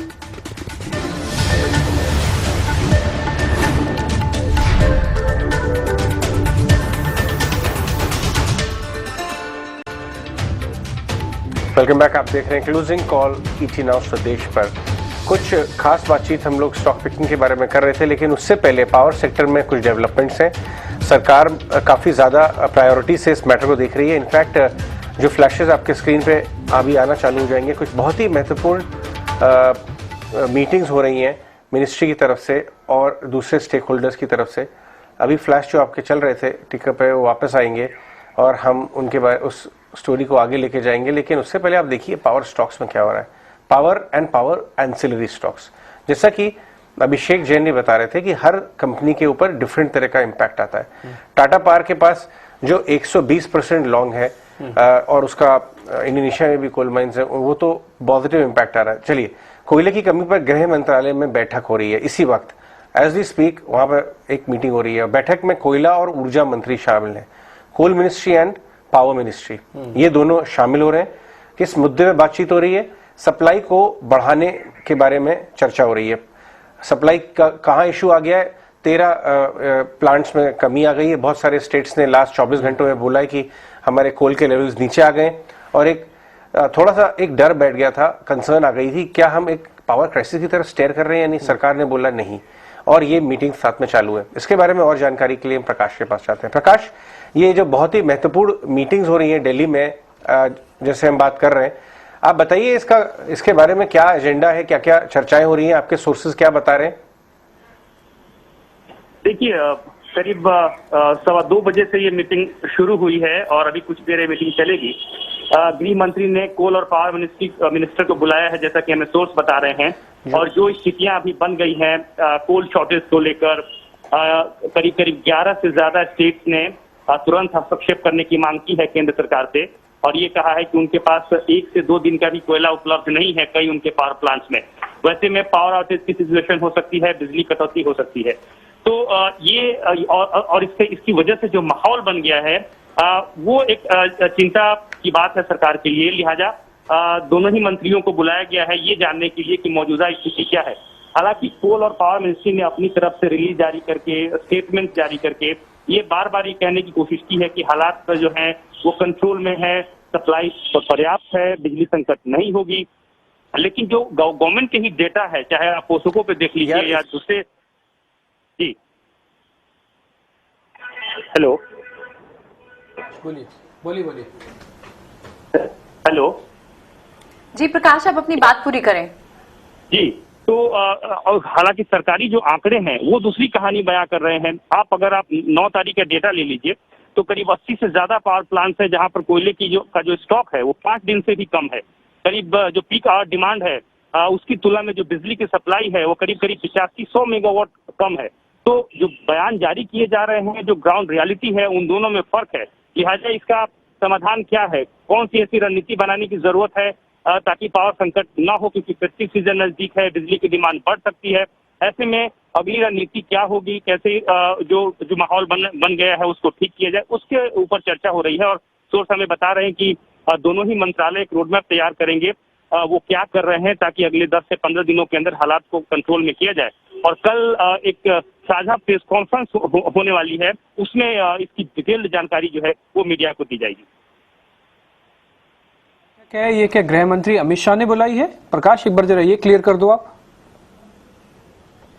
नहीं, प्रेस कॉन्फ्रेंस तो करना है, इसकी बातें सुबह से ये चर्चा चल रही थी, सुबह से ये बातें चल रही थी, क्योंकि आप ही अब देखिए इस पूरे प्रकरण में जब से करीब 10 से 15 दिन का समय हो गया, कोल मंत्री ने ऑन रिकॉर्ड कैमरे के सामने आके कोई भी बयान नहीं दिया है। पावर मिनिस्टर ने हालांकि कई बार ये बात कही है कि कंट्रोल में है, शॉर्टेज हुई है, लेकिन शॉर्टेज किसकी वजह से हो रही है? पावर सप्लाई की दिक्कतें क्यों हो रही है? कोल शॉर्टेज की वजह से। सवाल यह है कि कोल शॉर्टेज कैसे हुआ? हमें सोर्स बता रहे हैं कि कोल इंडिया के पास करीब 78 से 90 डेज का बफर स्टॉक होना चाहिए, लेकिन कोल इंडिया ने ये बफर स्टॉक नहीं रखा, जिसकी वजह से जब पावर डिमांड में तेजी आई तो दिक्कतें हो गई। सेकेंड वेव के समय में ही ये बातें खुलकर आ जाती, लेकिन सेकेंड वेव में डिमांड नहीं थी, पावर प्लांट्स को उतनी जरूरत नहीं थी, लिहाजा ये बातें अब निकल कर आ रही हैं। तो कहीं ना कहीं किसकी जिम्मेदारी है, कैसे ये हालात बने, स्टॉक क्यों नहीं तैयार किया गया, इन मसलों पर चर्चा हो रही है और जरूर गृह मंत्री की तरफ से कुछ निर्देश दिए जाएंगे, जिसकी जानकारी हम लेने की कोशिश कर रहे हैं और हम अपने दर्शकों को बताएंगे। फिलहाल स्थिति यह है कि बैठक चल रही है और जो भी निर्देश आएंगे हम आपको इसकी जानकारी देंगे। ठीक है प्रकाश, बहुत शुक्रिया, थैंक यू वेरी मच ये सारी जानकारी देने के लिए। एक अहम बैठक है ये, और मेरे को जो नीचे फ्लैशेस दिख रहे हैं उसमें है कि गृह मंत्रालय भी इसके अंदर इन्वॉल्व है। That is matter is very serious. और अजय एक और चीज़ भी है, इसको ना रातों रात नहीं बढ़ा सकते कोल की सप्लाई को, क्योंकि आज हम जब पूर्व कोल इंडिया के चेयरपर्सन से बात कर रहे थे, वो भी ये कह रहे थे कि it will take a time, वो हो सकता है नवंबर तक चला जाए, दिसंबर तक चला जाए। और एक और चीज़ है, इंडिया में दिवाली का फेस्टिवल्स है, जब पावर पीक पे जाता है, तो उससे ठीक पहले इनफैक्ट हम लोग वीकेंड में बात कर रहे थे कि जो मशीन पावर कॉस्ट है वो ऑलरेडी 5 रुपए पर यूनिट वाली 15-16 रुपए यूनिट हो गई है। और ये देखिए बहुत ही अमेजिंग ग्राफिक्स आपने बनाए डिम्पी। ये महाराष्ट्र में देखिए 13 प्लांट, पंजाब में 3, उत्तर प्रदेश में 14 और चंडीगढ़ में 6। ये इम्पैक्ट तो होना शुरू हो चुका है ऑन ग्राउंड। और जैसे हम डिस्कस कर रहे थे कि अगर कॉस्ट बढ़ेगी तो प्राइस ही बढ़ेगा। अब सब डिमांड सप्लाई वो है और उससे इंडस्ट्री को और कंज्यूमर्स को भी एक और हमने राज्यों में बिजली की जो कमी है इसका परसेंटेज भी दिया है कि झारखंड में इस समय 24% बिजली की कमी है, और जो शेडिंग हो रही है वो करीब 4 से 5 घंटे की शेडिंग हो रही है, बिजली काटी जा रही है। बिहार और राजस्थान में 17%, गुजरात में 20 से 25% की शेडिंग है। ये जो बिजली की कमी है, जिसको हम डेफिसिट ऑफ इलेक्ट्रिसिटी कहते हैं, जो स्टेट अपने हिसाब से अपने कोटे से रूरल एरिया की काटेगी। और एक और इंटरेस्टिंग चीज है कि नॉर्थ में इस समय सोइंग का सीजन है, आप बुआई करते हैं तो बुआई के लिए आपको बिजली चाहिए होती है मोटर चलाने के लिए, या तो आप डीजल चलाते हैं। डीजल 100 रुपए के ऊपर है और इलेक्ट्रिसिटी के रेट 3 गुना हो चुके हैं। नहीं, दिक्कत तो है। देखिए कंसर्न, ये पैनिक सिचुएशन नहीं होगी, बट दिक्कत और कंसर्न तो क्लियरली दिखाई दे रही है। कोई भी शेयर ऐसा नहीं है कि जो अपने मतलब 52 वीक हाई के आसपास अब ना चलता हो दिख रहा है। सभी के सभी शेयर्स एकदम मूवमेंट में दिखाते हुए दिख रहे हैं। ठीक है, इंटरेस्टिंग। सौरभ, आप कुछ जोड़ना चाहेंगे इसमें? सौरभ जैन से सवाल। देखिए, मुझे लगता है कि इसमें जैसे कि आपने सारी रिपोर्ट्स बताई हैं, मुझे लगता है कि कुछ समय जरूर लग जाएगा और ये बिल्कुल गंभीर स्थिति है। बाकी पावर स्टॉक्स में जो रैली आ गया है, मुझे लगता है कि वो थोड़ा सा ज्यादा हो गया है। मतलब मुझे लगता है कि यहाँ पर अब धीरे धीरे करके अगर आपके पास है, यहाँ लेने का तो कोई सवाल नहीं पैदा होता, पर अगर किसी के पास है तो मुझे लगता है थोड़ा थोड़ा प्रॉफिट बुकिंग जरूर शुरू कर लेना चाहिए। ठीक है, क्या ये तो नेचर है मार्केट का कि जहां आपको एक्स्ट्राऑर्डिनरी प्रॉफिट मिले तो धीरे धीरे बुक जरूर करते रहना चाहिए। आगे बढ़ते हैं, थोड़ा और मेहमानों से कुछ और शेयर्स पता कर लेते हैं जहां पे आज मार्केट का मोमेंटम है। बीएसई बॉम्बे स्टॉक एक्सचेंज की बात हो रही थी थोड़ी देर पहले, ये भी 1500 के आसपास पहुंच गया है। मानस का एक बार प्रॉफिट बुक कर लेना चाहिए, क्योंकि तो सेकेंडरी है ना। पहले तो आईएक्स को बेनिफिट मिलता डायरेक्टली, ये तो उसकी सिस्टर का आईएक्स तो बीएसई से जुड़ी हुई है, तो उसका प्रॉफिट भी इसके पास आ चुका है। देखिए, चार्ट पे तो कहीं पर भी समझ में नहीं आता है कि प्रॉफिट बुक करना चाहिए। चार्ट पे एक ब्रेकआउट है, क्योंकि जुलाई के हाईज ब्रीच हुए हैं और इस ब्रेकआउट के बाद आपको यहाँ पे कम से कम 200 से 250 रुपए का आपको मिलेगा। 1650 से 1700 रुपए तक के टारगेट आपको सेट करके चलने हैं। अपनी पोजीशन बिल्कुल बने रहिए, लेकिन अपना स्टॉप लॉस जरूर ऊपर की तरफ रिवाइज करके 1350 के आसपास कर ले। जब तेजी की बात हो रही है तो थोड़े गिरावट वाले शेयर्स भी बताता हूँ। कोफोर्ज और एम्फेसिस, ये टीसीएस की वजह से नहीं टूटे, इससे पहले भी कमजोरी थे, लेकिन आज आईटी में किसी तरह का कोई रिलीफ नहीं है, कोई पुल बैक नहीं आया दिन भर में। एक बार एम्फेसिस के चार्ट चेक कीजिए आप। सौरभ शायद नहीं होंगे हमारे साथ, हिमांशु आप चेक कीजिए। एम्फेसिस कहीं अपना बेस बनाता दिख रहा है, क्योंकि ये तो टीसीएस से पहले टूट रहा था और कई दिनों से टूट रहा है। देखिए, बहुत शार्प रनअप हमने देखा कि in mid cap IT stocks में आते हुए देखने को मिला था, और उसके बाद हमने देखा कि पिछले 1-2 हफ्तों से थोड़ा सा यहाँ पर हल्का होता हुआ नजर आया, थोड़ी प्रॉफिट बुकिंग भी नजर आई है। मुझे लगता है कि एक ऑनगोइंग करेक्शन है आईटी स्टॉक्स में और टीसीएस के नंबर के बाद मुझे लगता है इन स्टॉक्स में भी थोड़ी सी और गिरावट बढ़ते हुए नजर आ सकती है। तो मेरा मानना है कि 3200 के ऊपर जब तक एम्फेसिस नहीं निकलता, यहाँ पर जो वीकनेस है वो परसिस्ट कर सकती है। और डाउन साइड में मुझे लगता है कि जो इमीडिएट सपोर्ट है स्टॉक के लिए वो लगभग 2900 से 2920 के लेवल्स पर है। तो यहाँ से मुझे लगता है कि वापस से एक बार 100-150 रुपए की गिरावट आने वाले दिनों में एम्फेसिस में आते हुए देखने को मिल सकती है। चलिए ठीक है हिमांशु, क्या रिजल्ट सीजन पे कुछ और आपका प्ले होगा यहाँ? कल अगर फाइनेंशियल रिजल्ट्स हैं जिन स्टॉक्स के, वहां कोई आप बीटीएसटी करने की राय देंगे? देखिए प्रियंका, मैं अपडेटेड नहीं हूँ किसके नंबर्स हैं कल, तो लेकिन अगर मैं फाइनेंशियल्स की बात करूं तो आज बजाज फाइनेंस में एक लोअर लेवल से काफी अच्छी एक रिकवरी देखने को मिली थी। और अगर कल के सेशन में ये स्टॉक 7900 के ऊपर निकलता है तो मुझे लगता है कि यहाँ पर एक इंटरेस्टिंग प्ले निकल कर आ सकता है। जिस तरह की कमेंट्री लास्ट वीक इस मैनेजमेंट की तरफ से निकल कर आई थी, उसके बाद हमने देखा कि स्टॉक ने कुछ बहुत बड़ा मूव यहाँ पर नहीं दिया है, लेकिन लोअर लेवल से वापस से एक अच्छा momentum, higher highs higher lows का सीक्वेंस बनता हुआ नजर आ रहा है। 7900 के ऊपर अगर यहाँ पर बजाज फाइनेंस कल के सेशन में निकलता है तो मुझे लगता है कि यहाँ पर नए हाइज बनते हुए नजर आ सकते हैं। और हिमांशु, साथ ही टीसीएस पर क्या आपका व्यू? आज 6-6.5% की इसमें गिरावट है। ये तो अच्छे स्टॉक्स हैं, ये ऐसे स्टॉक्स हैं जो हर गिरावट पर खरीदारी करनी चाहिए। क्या आप यहाँ राय देंगे खरीदारी करने की? देखिए, अगर हमारा निवेश का नजरिया है, लॉन्ग टर्म पोर्टफोलियो की बात है, तो मुझे लगता है कि बिल्कुल यहाँ पर प्राइस को बिना देखे यहाँ पर खरीदारी की जा सकती है। 4000 के लेवल से स्टॉक करेक्ट हो चुका है, ऑलमोस्ट 10% नीचे है अपने ऑल टाइम हाइस से, तो वहां पर एब्सोल्युटली कोई घबराने या डरने की बात नहीं है। लेकिन जहां तक ट्रेडिंग का नजरिया है, मुझे लगता है कि यहाँ पर शायद अभी थोड़ा समय लगे स्टॉक को अपने एक शॉर्ट टर्म में बेस बनाने के लिए। हालांकि 3600-3650 के आसपास अच्छे सपोर्ट जोन जरूर हैं, लेकिन प्रियंका एक बात हमें और ध्यान रखनी है कि ये स्टॉक्स, आईटी स्टॉक्स लगातार वन वे रनअप मूव देते हुए आए हैं और ऐसा हो सकता है कि यहाँ पर ये स्टॉक, पर्टिकुलरली ये सेक्टर, थोड़ा सा अब यहाँ पर एक साइडवेज कंसोलिडेशन फेज में जा सकता है और लीडरशिप जो है वो किसी और सेक्टर में शिफ्ट होती हुई नजर आए। तो उसको देखते हुए मुझे लगता है ट्रेडिंग के पर्सपेक्टिव से अभी यहाँ पर मैं वेट करूंगा जब तक मुझे यहाँ पर वापस से मोमेंटम बिल्डअप होता हुआ नजर ना आए। राजेश सर, एक शेयर में आपसे पता करता हूँ, जरा आप चेक कीजिए वेल्सपन इंडिया, ये शेयर ठीक लग रहा है क्या? एकदम से अच्छा मूवमेंट आया इसके अंदर भी। वेल्सपन इंडिया का एक शेयर दिखाइए राजेश सर, जरा बताइए इसमें करना क्या है? तो बिल्कुल काफी स्ट्रांग मोमेंटम बना हुआ, और अगर हम देखें तो पिछले 5-6 दिनों से एक रेंज में कंसोलिडेशन करते हुए दिख रहा था स्टॉक, लेकिन अभी जो मोमेंटम बना है ये दिखाता है कि स्टॉक में जैसे ही 170 का लेवल क्रॉस होगा तो स्टॉक में यहाँ से एक fresh round of buying action भी देखने को मिल सकती है और फिर स्टॉक में जो टारगेट बनना चाहिए वो करीब आना चाहिए 178 से 182 तक के। तो यहाँ से इमीडिएट लेवल जो रेजिस्टेंस दिख रहा है वो चार्ट पे दिख रहा है 170 के आसपास। 170 का लेवल क्रॉस होने के बाद मुझे लगता है कि यहाँ पे एक फ्रेश लॉन्ग पोजीशन का ट्रेड इनिशिएट किया जा सकता है जो कि इसको 178 180 की तरफ लेके जाएगा। स्टॉप लॉस उस समय रखना होगा 166 के आसपास।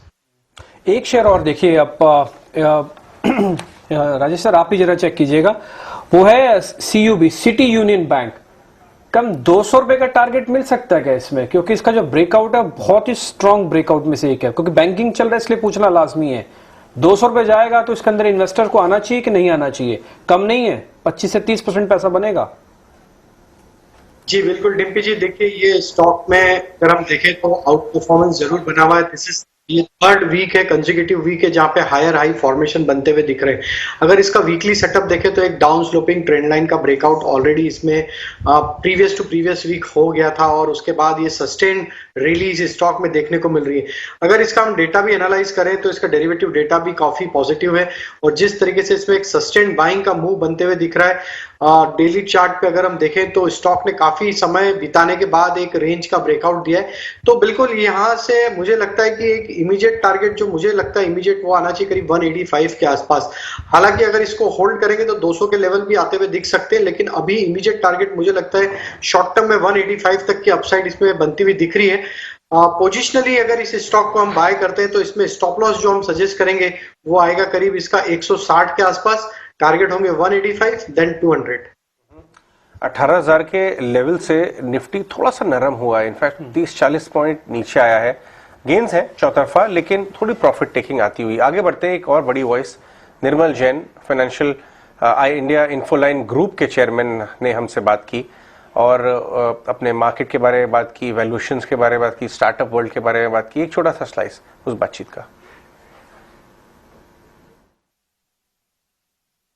बाजार बहुत तेजी से बढ़ा है।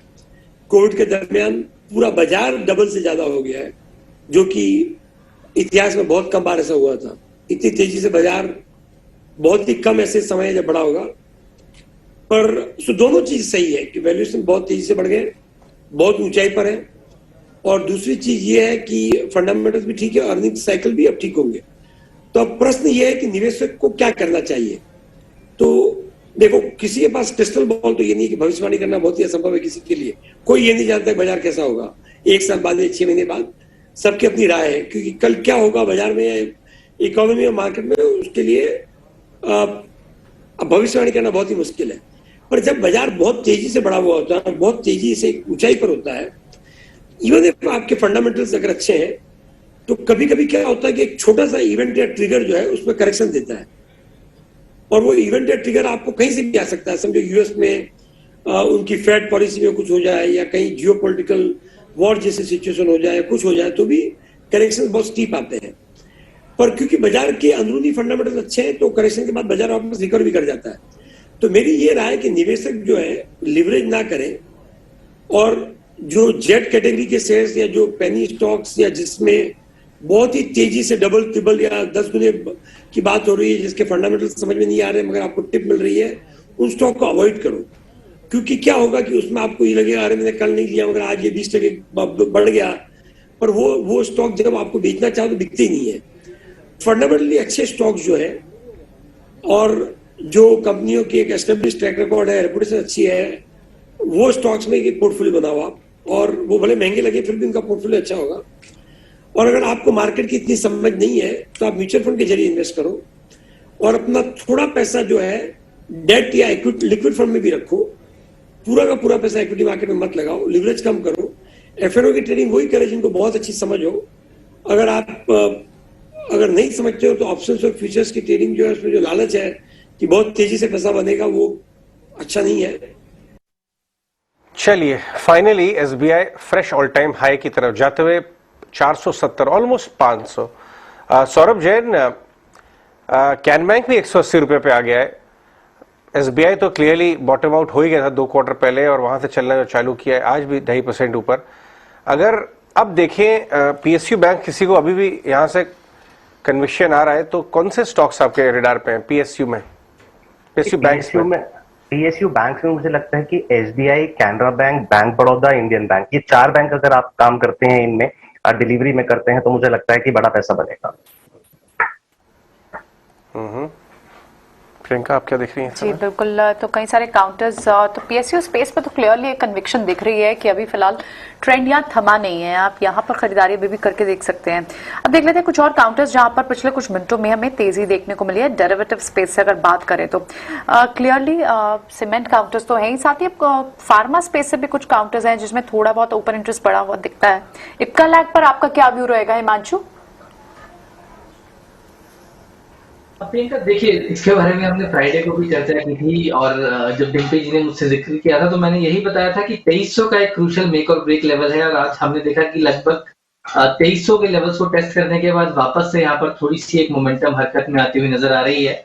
मुझे लगता है कि यहाँ पर टेक्निकली अगर सेटअप देखा जाए तो 2375 रुपए के अगर ये ऊपर निकलना शुरू होता है तो वापस से यहाँ पर जो बुल्स है उनका पलड़ा भारी होता हुआ नजर आएगा, और उस कंडीशन में वापस से 2500 की तरफ ये स्टॉक जाते हुए नजर आ सकता है। साथ ही साथ प्रियंका जी, अलंबिक फार्मा जिसका टिकर एपीएल लिमिटेड है, यहाँ पर फार्मा में हमने देखा कि एफ&ओ सेगमेंट का प्लेयर है ये। वहां पर पिछले कुछ मिनटों में एक जबरदस्त खरीदारी देखने को मिली है, और जिस तरह से स्टॉक ने 800-810 रुपए का हर्डल पार किया है, जो रेजिस्टेंस था, स्टॉक ने अपने 20 और 50 दिन की मूविंग एवरेज को भी निकाला है। मुझे लगता है कि यहाँ पर ये इंटरेस्टिंग प्ले हो सकता है, और आने वाले दिनों में ये स्टॉक 900 रुपए की तरफ जाता हुआ नजर आ सकता है। तो मुझे लगता है कि अलंबिक लिमिटेड में यहाँ पर ध्यान जरूर दिया जा सकता है। तेजी की पोजीशन के लिए 805-810 माफ कीजिएगा 805 रुपए के स्टॉप लॉस के साथ 815-820 की जोन में यहाँ पर खरीदारी करके चलने की सलाह रहेगी। हिमांशु, आप कजारिया सिरेमिक का भी चार्ट देखें, यहाँ चार्ट चेक करें एक बार।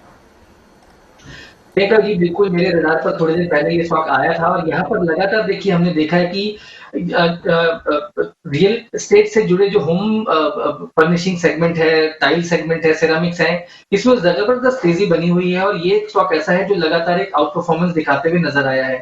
मुझे लगता है कि यहाँ पर अगर आपको मोमेंटम को प्ले करना है तो 1260 रुपए के एक स्टॉप लॉस के साथ, जो कि करंट लेवल से लगभग 20 रुपए नीचे है, उस स्टॉप लॉस के साथ यहाँ पर तेजी की पोजीशन बनाई जा सकती है और इस पोजीशन को कैरी फॉरवर्ड भी करने की सलाह रहेगी। अपसाइड में 1328 और 1370 रुपए तक के टारगेट्स के जरिए सिरेमिक में आते हुए देखने को मिल सकते हैं।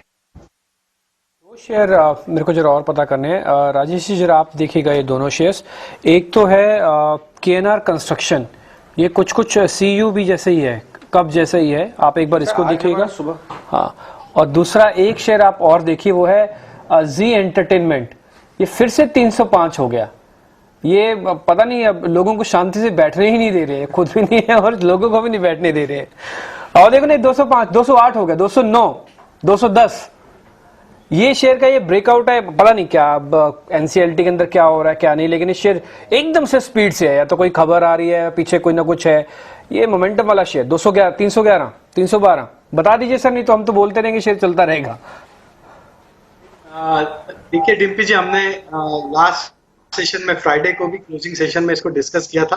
हालांकि स्टॉक में लोअर साइड पे जो सपोर्ट बने हुए 285 290 के जोन में, और वहीं से स्टॉक ने आज बाउंस दिया है।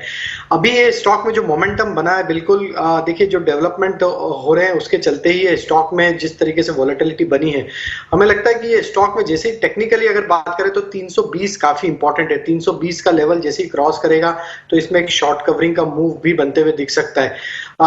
इसमें जो मूव आएगा, फाइनल मूव, वो तो इसके जो भी आउटकम आने हैं न्यूज के, उसके बेसिस पे ही इसमें एक बड़ा मूव जो भी बनना है वो बनेगा। ऑलरेडी स्टॉक एक बुलिश टेरिटरी में अभी near term chart, short term chart पे ट्रेड कर रहा है।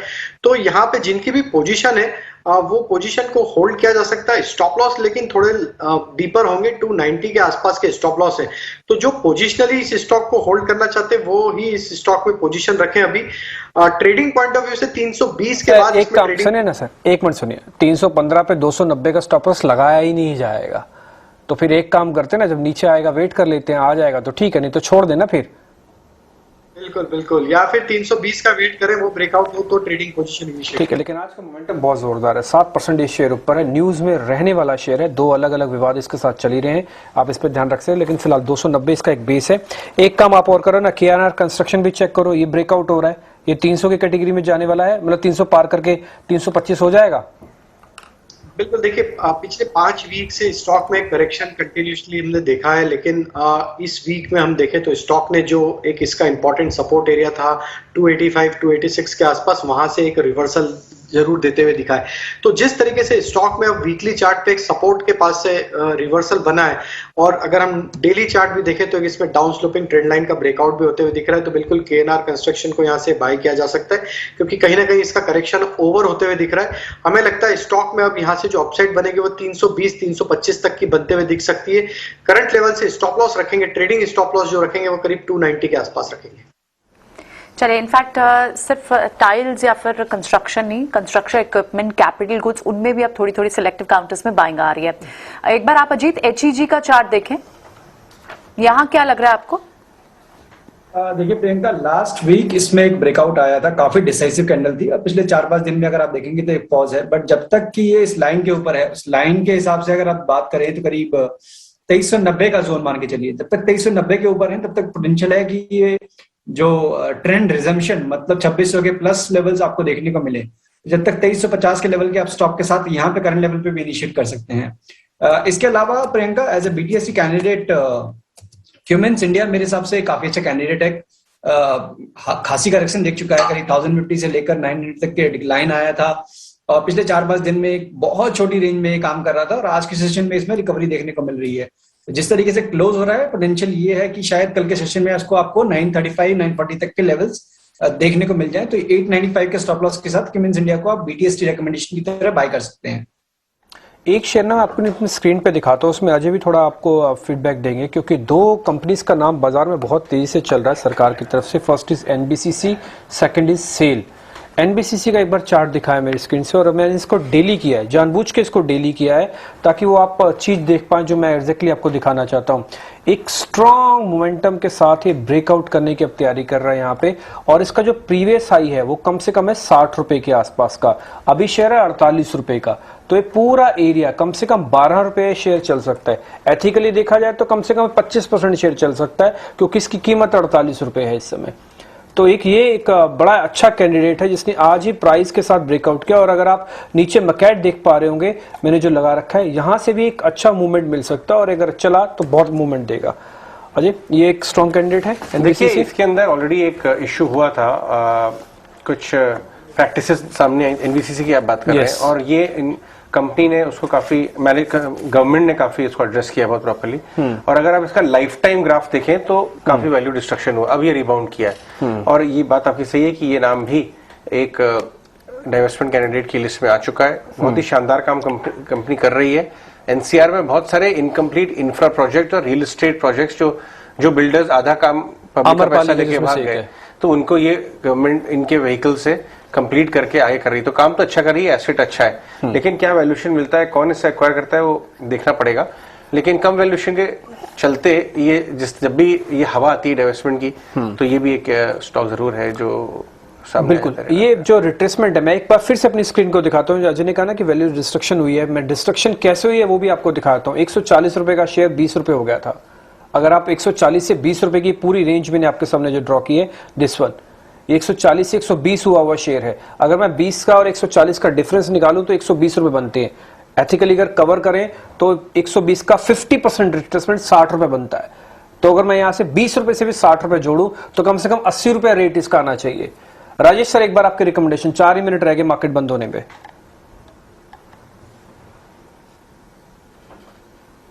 देखिए बिल्कुल स्टॉक में एक अच्छा अपट्रेंड बना हुआ है, और अगर हम देखें तो जिस तरीके से स्टॉक में लोअर साइड पे बेस बना है, उसके बाद जो रिकवरी देखने को मिली वीकली सेटअप के हिसाब से, तो हमें लगता है कि यहाँ से बाय किया जा सकता है। 45-46 के आसपास स्टॉप लॉस रखना होगा। इमीडिएट जो टारगेट लगते हैं वो इसके जो आना चाहिए करीब, वो 52 रुपए का पहला टारगेट है। 52 रुपीज के लेवल को अगर ये क्रॉस करता है तो स्टॉक में फिर बड़ी तेजी बन सकती है, जो कि इसको 58 की तरफ लेके जा सकती है। इंटरेस्टिंग। खैर, इस बीच मैं बार बार आपको जी एंटरटेनमेंट की इसलिए दिखा रहा था क्योंकि यहाँ पे मोमेंटम अभी भी काफ़ी तेज़ है। और एक और शेयर जिसमें एकदम से मूवमेंट आई है वो है सनटेक रियलिटी। सनटेक का शेयर 510, 2-2.5% की तेज़ी यहाँ पर भी है। क्या इसको भी लेके जाया जा सकता है? BTST करके जाएं। अजीत, एक बार आपकी रिकमेंडेशन इस पे। देखिए डिम्पी, इसने अपने रिकॉर्ड हाइज को टेस्ट किया है आज के सेशन में, और थोड़ा सा वहां से प्रॉफिट टेकिंग जरूर है, तो डेफिनेटली आप BTST जरूर कर सकते हैं, बट स्टॉप लॉस से स्ट्रिक्ट रखिएगा, बिकॉज की अगर थोड़ा प्रॉफिट टेकिंग आएगी इट कुड बी सीवियर। तो करीब 505 के स्टॉप के साथ ज्यादा बड़ा स्टॉप रखने की जरूरत नहीं है, 1% का स्टॉप रखें, और ऊपर पे अगर आपको ओपनिंग टिक में करीब 520-522 की रेंज मिलती है, यू शुड बुक प्रॉफिट्स। एक इंटरेस्टिंग प्ले, अभी एलेम्बिक फार्मा के बारे में बात हो रही थी ना, एक शेयर और भी है जो आज काफी तेजी से ऊपर आ रहा है, वो है डिक्सन टेक्नोलॉजी। तो रुक ही नहीं रहा, 5500 के आसपास का होने वाला शेयर है ये। अजीत, एक बार इसके भी चार्ट चेक करो। इसको अब क्या इन्वेस्टर्स को इससे बाहर आना चाहिए या फिर अभी और मल्टीफोल्ड रिटर्न मिलने वाले हैं डिक्सन टेक्नोलॉजीज? बिल्कुल, तो देखिए यहाँ पे आप वॉल्यूम्स को देखिए, प्राइस एक्शन तो डेफिनेटली क्योंकि रिकॉर्ड हाई पे आई, रिकॉर्ड हाई पे आने के बावजूद वॉल्यूम्स एक्सपोनेंशियली ग्रो कर रहे हैं, तो कहीं ना कहीं ये इंडिकेशन है कि बहुत स्ट्रॉन्ग हैंड्स हैं जो कि यहाँ पे एक्यूमुलेट कर रहे हैं, बाय कर रहे हैं, डिस्पाइट नोइंग कि ये रिकॉर्ड हाई पे है। तो मेरे हिसाब से तो इस स्टॉक में आपको बने रहना चाहिए। अब आपका ट्रेलिंग स्टॉप लॉस करीब 5050 के अराउंड पे होना चाहिए, ऊपर पे आप छोड़ दें। जब भी करीब 5% के राइज देखने को मिलते हैं या थोड़ा कंसोलिडेशन देखने को मिलता है तो स्टॉप लॉसेस को ट्रेल करते चलें। पैटर्न के हिसाब से जो करीब करीब टारगेट था वो ऑलमोस्ट आ चुका है 5400 का, बट मुझे लगता है कि जिस तरीके से वॉल्यूम्स आ रहे हैं, पोटेंशियल है कि ये इस मूवमेंट को एक्सटेंड करे। ठीक है, मानस, एक बार चंबल फर्टिलाइजर आप देख लो, 7% शेयर नीचे है। आज की गिरावट पूरी हो गई। अगर मान लो किसी ने आज कुछ नहीं किया, आज BTST करना चाहे तो क्या बेस है, कहीं पे सपोर्ट है या फिर और क्रैक आएंगे? बिल्कुल, देखिए सपोर्ट तो जरूर है, लेकिन सपोर्ट अभी भी थोड़ा नीचे है, 285 रुपए के आसपास, 385 के आसपास सपोर्ट है। थोड़ा और इंतजार करिए, अगर थोड़ी और गिरावट देखने को मिले तो मेरे ख्याल से 295-400 वो एक बढ़िया रेंज रहेगी जहां पर आपको खरीदारी करनी है। 285 के नीचे स्टॉप लॉस लगाना है, और पैटर्न को देख लगता है कि वापस हमें 430-445 के स्तर देखने को मिल सकते हैं। चलिए ठीक है, बिल्कुल। एक बार अजीत, आप UBL के काउंटर पर नजर डालिए, एक बार इस पर चार्ट चेक बताएं कि यहाँ कोई ट्रेड बनता है। देखिए, ब्रेक का रिकॉर्ड हाई पे है, डेफिनेटली आज की कैंडल डिसाइसिव है, क्योंकि जो प्रीवियस स्विंग हाई था करीब 1680-90 के अराउंड पे, उसको आज ने निकाल दिया है, तो डेफिनेटली, और क्लोजिंग भी अच्छी खासी हो रही है, तो आप देख सकते हैं इसमें आप कल के सेशन में भी ये मूव कंटिन्यू रहे। 1680 के स्टॉप के साथ आप 1720-1725 तक के पोजिशनल टारगेट्स के लिए आप कर सकते हैं इसमें। हिमांशु, एक आखिरी सवाल, एक ऐसा शेयर जिसको आप BTST करके जा रहे हो, 1 ही मिनट है, जल्दी बताना होगा। सुप्रजीत इंजीनियरिंग, डिम्पी जी मेरे रडार पर आया है, कैश सेगमेंट का स्टॉक है, बहुत ही पॉजिटिव क्लोज यहाँ पर एक फ्रेश ब्रेकआउट होते हुए नजर आ रहा है। 369 का करंट भाव है। 364 के स्टॉप लॉस के साथ यहाँ पर 380 के टारगेट के लिए BTST सुप्रजीत इंजीनियरिंग को करके जाया जा सकता है। ठीक है, तो सुप्रजीत पे आप हम ध्यान रखने वाले हैं और आज ये एक अच्छा मोमेंटम वाला शेयर है। इस बीच आप थोड़ी देर पहले ना एक वेल्सपन कॉर्पोरेशन पे भी एक खबर देख पा रहे थे। वेल्सपन इंडिया, वेल्सपन कॉर्प एक ही ग्रुप की कंपनी है, उस पर खबर आई है, पाइपलाइन से जुड़ी हुई है। खैर मार्केट क्लोजिंग की तरफ हम बढ़ रहे हैं, सिर्फ 28 सेकंड रह गए, जल्दी से बता देते हैं इसमें निफ्टी, बैंक निफ्टी कहाँ पे क्लोज कर रहा है। आज के बढ़ने गिरने वाले शेयर आपकी सारी स्क्रीन पर आते जाएंगे।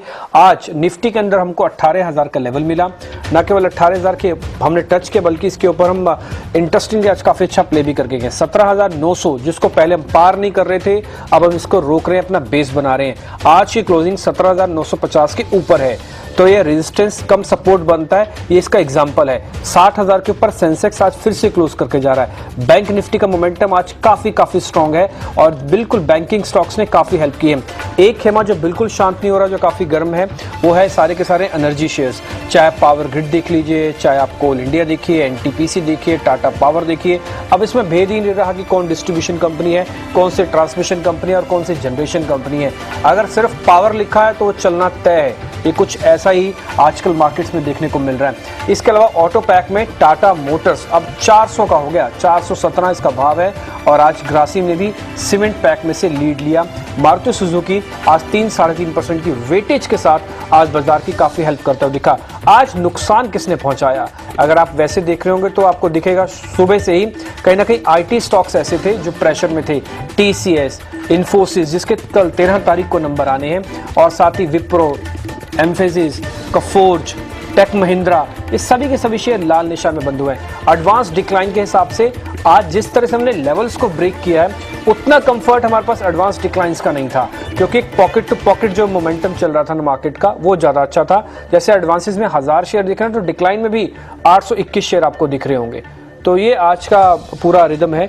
प्रियंका, मिड कैप शेयर्स में क्या हुआ आज? देखिए, मिड कैप स्टॉक्स में भी आपने सबसे पहले जिस सेक्टर की बात की वो वहां भी छाए हुए हैं। Power space mid cap space में सबसे ऊपर अगर आप देख रहे हैं लीड कहां से आ रही है तो वो पावर स्पेस से आ रही है। टाटा पावर आज 8.5% पे क्लोज कर रहा है। साथ ही GMR इंफ्रा ने भी सरप्राइज किया, 9.5% GMR इंफ्रा तेज है। टोरेंट पावर, ओलंपिक फार्मा और जी एंटरटेनमेंट में हमने देखा लास्ट के कुछ मिनटों में बहुत तेजी से एक्सपर्ट आया, हालांकि अब थोड़ी सी तेजी फिजल आउट हुई है, लेकिन अभी भी काउंटर 4% तेज है। ओबरॉय रियलिटी हमें IT रियल एस्टेट पैक से दिखा, जो लगातार अपनी तेजी को सस्टेन करे हुए है। हालांकि IT रियल एस्टेट पैक के दूसरे काउंटर्स रोटेशनली चल रहे हैं, लेकिन ओबरॉय रियलिटी क्लियरली काफी दिनों से चल रहा है। उसके अलावा कुछ काउंटर्स हमें देखने को मिले, वो थे PSU स्पेस से, और जो ऐसे काउंटर्स जो डिसइन्वेस्टमेंट के कैंडिडेट दिख रहे हैं, चाहे वो BEL हो, चाहे वो दूसरे काउंटर्स हो, वहां पर आपको तेजी जरूर देखने को मिली है। तो ये सारे काउंटर्स थे जहां पर आज तेजी देखने को मिली है। साथ ही कुछ सिलेक्टिव स्पेस ऑटो एंसिलरी था, अमर राजा बैटरीज आपको देखने को मिला, साथ ही कुछ और काउंटर्स जिनमें मिड कैप स्पेस में से तेजी देखी। ठीक है, तो निफ्टी सेंसेक्स की रिकॉर्ड ऊंचाई पर आज क्लोजिंग में मिल रही है। लेवल्स तो मिले आज की क्लोजिंग भी रिकॉर्ड स्तरों पर है और बैंक निफ्टी ने भी आज जोरदार पुल बैक मार्केट के अंदर दिखाया। बहुत बहुत शुक्रिया आपका आज मेहमानों का। हिमांशु आपका शुक्रिया, मानस आपका भी, राजेश जी आपका भी शुक्रिया और अजीत आपका भी आज बहुत बहुत शुक्रिया। Thank you very much. Interesting stocks आपने निकाले और मेरे को लग रहा है कल भी आप हमको इसी तरह से बेहतर स्टॉक्स देंगे। बहुत बहुत शुक्रिया, थैंक यू वेरी मच आज कार्यक्रम में जुड़ने के लिए। तो फिलहाल क्लोजिंग कॉल से तो इतना ही। मेरे को और प्रियंका को आप इजाजत दे सकते हैं। नमस्कार। नमस्कार।